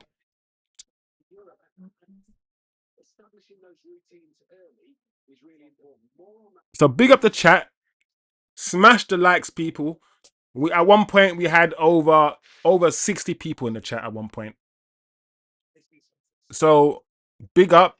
Let's keep building, people. Subscribe if you're new. If you like to talk ball, if you like to talk in depth about ball, not just surface level stuff, just keep talking, keep going deeper. Having conversations with different people, different opinions, and I will try my best, guys, to make room for every opinion. It's hard for me because I'm very opinionated and I have a strong opinion. But I will always try to hear you out. If you've got a different opinion, I will try not to shut you down. I will try to hear your perspective because football can be played in so many different ways. I have my way of playing football. I have my way of seeing football. You have your way of seeing football. All are welcome here as long as we can chop it up, be respectful, agree to disagree, all of these things. So big up the chat, smash the likes, subscribe if you are new. We are 1 subscriber from 670. Oh, maybe we've gone past it. So we're only 28 subscribers from 700, guys. 700. We have done this ourselves, guys, all together. The community, people always coming here regularly, dropping in, showing their love, smashing the likes. Kind of see, Niche Fan, Atro, Jerry, TK, Oz, obviously, Ivan. And the funny thing is, there's loads of regulars that still weren't on the stream today, weren't in the chat today. So let's keep going, guys. Let's keep going. There is nothing I'm going to take from this game. There are no positives I'm going to take from this game because we didn't score, and I didn't really see anything too positive. Negatives are we've got a way to go. But that's what happens. Sometimes the first game is poor, really crap, and then the second game, everyone's better, everyone's quicker, everyone's sharper. We are slow, which is to be expected. Every negative that I'm going to say, by the way, guys, is to be expected at this stage of our season. But it doesn't mean I can't see it, and it doesn't mean I can't call it out. We're slow on the ball. Where we are deciding what to do with the ball once we get it, rather than having a picture of what we want to do before we get the ball. I've got the ball now. Now let me decide what to do with it. You can't play football like that. It has to be complete synergy. You have to build relationships on the pitch, and you have to know where your teammate is. You kind of have to know what you want to do with the ball before you get it. You weren't doing that. There was a disconnect between the midfield and the attack. We weren't getting the ball to our attack. Zirkzee tried to drop deep. He did. But our number 10, which I think in this case, a lot of times it was Fletcher, just wasn't doing what he was supposed to be doing. I saw Andre Santos drop deep, pick the ball up from the back four, but Andre Santos is not going to spray a 60-yard pass. I know some of you in the chat think he's pulls goals. No one's ever said that as far as I'm aware. The media haven't said that he's like that. His profile is very, very, very clear. Dunga, he's a DM, he's a box to box, he's somebody he wins, he's a Fred. Yeah. Think of Fred's profile. That's kind of Andre Santos. So that's that. The midfield, the relationships, you can clearly see that Mason Mount didn't know what Andre Santos was going to do. Andre Santos didn't know. The relationships, you can't expect relationships to be like this in the first game of preseason. I have concerns about Mbeumo playing on the right-hand side, hence why I think even though his first touch isn't that great, maybe it's best if Mbeumo stays down the middle. That's a question we have to ask. That's a question we have to ask. Dorgu didn't really do much today.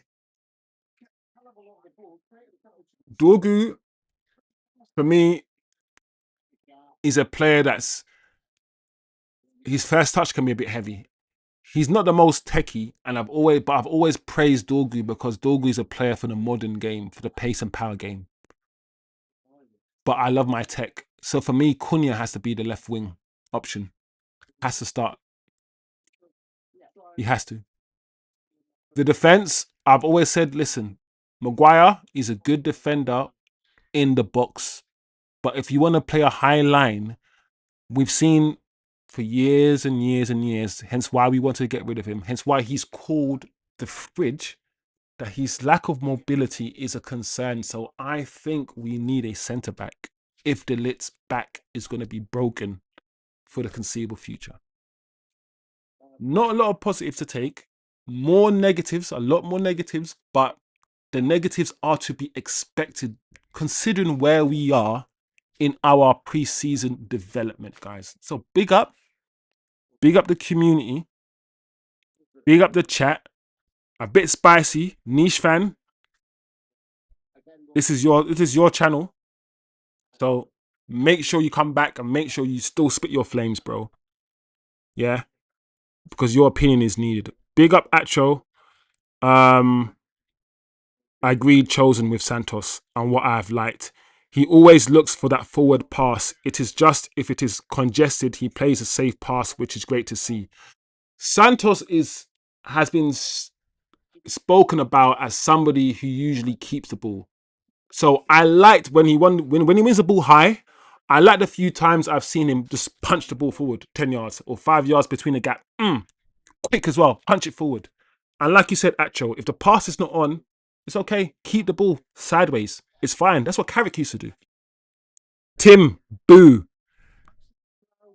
Yeah, Tim. Tim, like I said, Tim, not a great watch, Tim. We can be real and we can be honest and say the match wasn't good.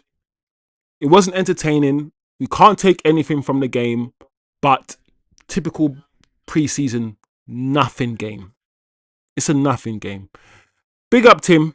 Tim, one of the regulars as well. Big up Tim in the building, bro. Remember to smash the likes, people. 17 likes at the moment. Let's see if we can get 20 likes. If we can get 20 likes, then we're happy. 20 likes, people. Let's go. 20 likes for this small channel. Kind of see. I like Lemon's calm, and I think his defenders appreciate that. How is Vitek's temperament? I don't know. Kind of see. I wish I could speak to somebody who saw him all season in the championship. so far I feel like his temperament is fine, but at kind of see, don't take it from me, bro, because I don't actually know. I'll be real with you. Um, but Lemens, I've said this before. Lemens' chilledness, his calmness, is a good thing because it calms the defense around him, and everyone is calm around him. But Lemens, I think, was it TK in the chat? It might have been TK and maybe someone else in the chat. After he made that mistake for Belgium in the World Cup about a week or two ago, I remember having conversations with you guys saying, and some of you were saying that he's done now. He's done. And while I heard what you were saying, I was like, I don't think he's done. No way. Because he looks so, he comes across so calm, so chilled. And I always tell people that the Kobe Mainus, the Messis, the guys, the Carricks, the guys who don't smile, who are just chilled, autistic as hell, those guys, it's hard to rattle those guys. But what I will say about Lemens is this. He made a mistake towards the end of last season. Don't forget, when Ahmad came on, Ahmad passed back, conceded a goal, and Lemens also just passed the ball out of the back, made a mistake. Then he made a mistake for Belgium just now. The issue is a goalkeeper is not allowed to have a bad season. Ahmad can have a bad outfield player can have a bad season. Ahmad can, and Mbeumo can. All these players can have like 6 months that are bad or a bad season. Our goalkeeper can't. So if I'm just hoping that the mistakes that Lemens has made over the past 2 months for both United and for Belgium isn't anything for us to pay attention to. It isn't a pattern starting. It isn't signs of things to come. I just hope that it isn't. I don't think it is, by the way. I don't actually think it is. But big up anyway. Big up Kind of C. Big up Tim. Yeah, Tim. Typical preseason. Man, Tim, man, we needed you in the chat, bro. We needed you in the chat, Tim, man. We needed your opinions, bro. It's not the same, man. Tim needs to come back more. Big up, Tim. Bread with the line breakers. Bro, I don't know. Obviously, Acho is laughing, but Acho, you're forgetting, yeah, when Fred played for us, yeah, Fred was winning the ball back, yeah, and just trying to punch the ball through. His passing accuracy wasn't always the greatest, Fred. And his end product wasn't always the greatest, but he tried to always play forward, Fred. Like I said, football has changed, right? And some of the players, yeah, that we thought was dead back then would walk into some teams now because the midfield isn't that great. Players like Jack Rodwell. Players like Jack Rodwell. I think he could play football for most teams now. I think he could. I think 25-year-old Fred right now would be a decent signing for Man United once again because football's changed once again. We're not facing a techie Man City midfield. We're facing Anderson and whoever. We're facing Declan Rice and Zubamendi. That the game's changed, and the players that were just average back then, I reckon if some of them are playing now, they might be some of the better players, bro. They might be. They might be. The fridge. Yeah, man. The thing about Atro, the thing about Maguire for me is that all the things we complained about 3 years ago when we wanted to sell him to West Ham and we were trying to push him out the club, but and Varane was playing, Varane and Martinez was playing, and this guy was on a bench. For 2 years, he was on the bench because Varane and Martinez was playing. And then we bought Delit so this guy could sit on the bench. And now all of a sudden he's starting games because all of our defenders are injured, right? All the deficiencies that he had 3 years ago, he still has them.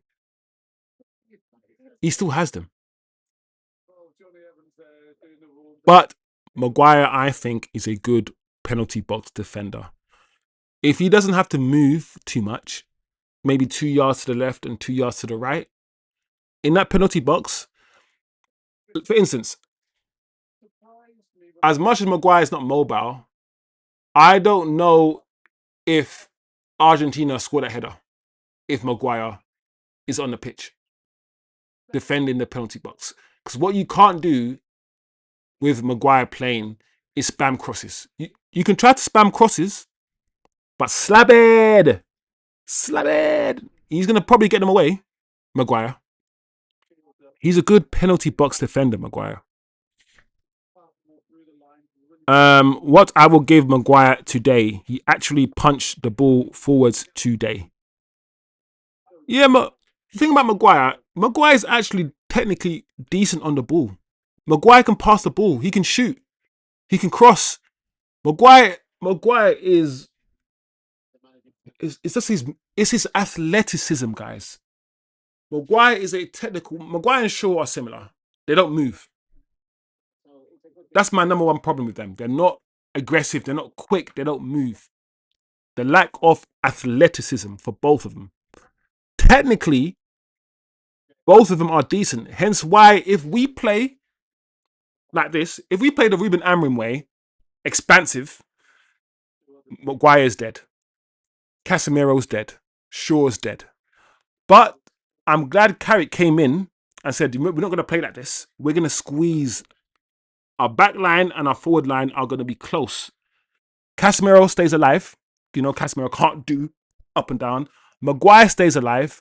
And all of these players who can't move, like Luke Shaw, they all stay alive. They all stay alive. There's so many ways to play football, man. The more you make the pitch big, the more the likes of Cass and Maguire they're gonna die, guys. They're gonna die. Make the pitch smaller for those guys. Make the pitch smaller for. Listen, Kobe, he's shown a lot of physicality, but even Kobe made the pitch smaller for Kobe, so he can do the little 2 yard, 5 yard intricate passing. But Old Trafford's a huge pitch, though, guys. Anyway, Tim says he was pretending to be a ghost. When is France versus England? Doesn't anyone know? I think it's 10 p.m. Atro. France versus England is 10 o'clock UK time, and I will probably also be going live for that match. I'm trying to see if I can get 20 likes before I end the stream, guys. Just 3 more likes. If everyone in the chat smashes the like now, maybe we can get our 20 likes. Big up the chat. Yep, Tim already said it. Tim was quick. 10 p.m. UK time. I'm assuming everyone is expecting a France victory against England. One thing I don't want Tuchel to do, Tuchel, please don't play Kobe Mainoo now. Do you know them ones where it's like, if he doesn't play Kobe Mainoo, it's a piss take because he's taken Kobe, he's played like 7 matches, and Kobe Mainoo hasn't even seen 1 minute of football. So if he doesn't play Kobe today, it's a piss take. But if he plays Kobe Mainoo today in the match that doesn't actually matter, it's also a piss take because you've only decided to play him because this match doesn't matter. So Tuchel is snookered. I think he snookered himself with Kobe anyway. Personally, I don't want Kobe to play any football. I don't want Kobe to be involved in this England defeat. I don't want his name to be dragged anywhere. Leave Kobe alone. Kobe doesn't play any minutes. We bring him back. Maybe he doesn't even need to go on holiday because he hasn't played any football. Maybe just a week. Then come back and have the season of your life, my son. That is what I want. That is what I want. Big up everybody. NFC says, I don't count the Belgium mistake for Lemens. He came out of the cold and that weird World Cup ball was being spilled by enough keeps. Okay, kind of see. I hear you. I hear your perspective. I'm glad. If anything, I'm glad some people like you are not blaming him because I was conscious that enough United fans would start piling the pressure on him. And I feel like sometimes players don't make it at this club because of us. I feel like the pressure isn't there until, I mean, the pressure's always going to be there in a way, but we add to the pressure. We say, it's pressure. The shirt is heavy. We keep repeating these things. We start talking about certain players. We highlight their mistakes. We then start saying that he's not good enough. And then we start piling on the pressure for absolutely no reason. So I'm glad that kind of I'm glad that your take of it kind of is that it wasn't really his fault. And I also agree, those World Cup balls, they're not good, bro. They're weird. Big up kind of big up Atro. Philman George. Big up Philman George. Make sure you smash the like, people. We want 20 likes before we go. We've got 2 minutes left until 6:15, guys, and we're trying to get the 20 likes on the stream. Philman George said, did you know England versus Argentina? That's not fair because they're getting tacos in her website and not. Oh my gosh. Big up Philman George. England versus Argentina, bro. Argentina are cheaters. What's funny about Argentina being cheaters is that the rhetoric, I see the rhetoric or the narrative is that Messi can't do anything until FIFA cheat for him. And I'm like, bro, is that what we're doing now? Is that what we're doing now? I mean, Messi's still Messi, bro. You know what's funny about the game against Argentina? That time when Messi dribbled past 3 players. He left Harry Kane on his ass, left Anderson on his ass. And I was like, oh my Lord, this old man Messi, he ain't got the pace anymore. But this man is still able to leave players on their bums, bro. It's crazy. I just hope tomorrow Yamin Lamel steps out of his shadow and shows up. I hope to God, guys, that Spain pull Argentina's pants down and slap their bottoms. Also, kind of on target, I've heard that the UK government, guys, the UK government are trying to get Argentinian players involved in the World Cup, involved in putting up that banner about the Falklands Islands.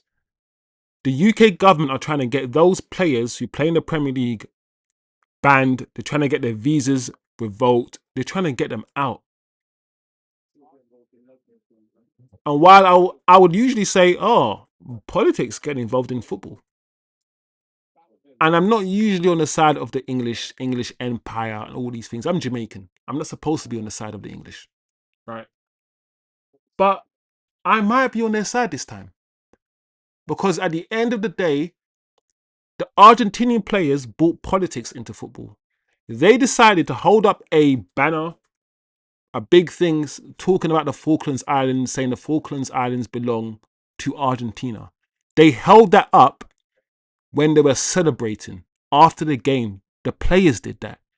I have never in my life seen such a blatant political statement, yeah.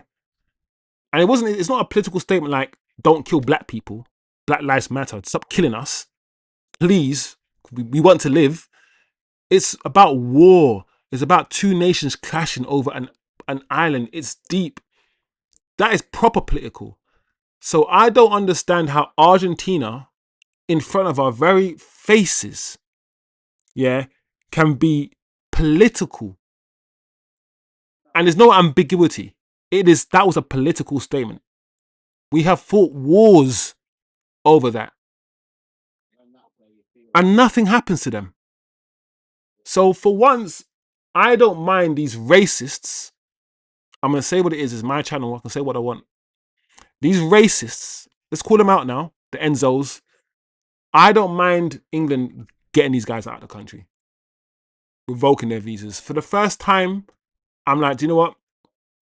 I hear it. Someone has to do something. Someone has to stop Argentina. Someone has to stop them. So I hear it. I hear it.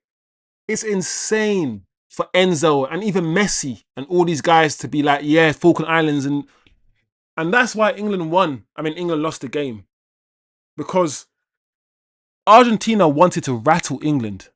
They wanted to foul. They wanted to do all of these things, and England fell for it. When I saw Anderson and all of these guys in the first 5 minutes start to play like a scumbaggery game, start to foul and do all these things, I was like, bro, that's not your game. That's Argentina's game. And Argentina were pulling us into their game. They didn't want it to make it about football. Argentina made it about nothing but football. They made it about the Falklands Islands. They made it about all of these things. They wanted to rattle us. And we took the bait. We took the bait. So I know it's got nothing to do with the match we just saw. But it's a side note, man. I just need Argentina. Oh, 21 likes. We did it. We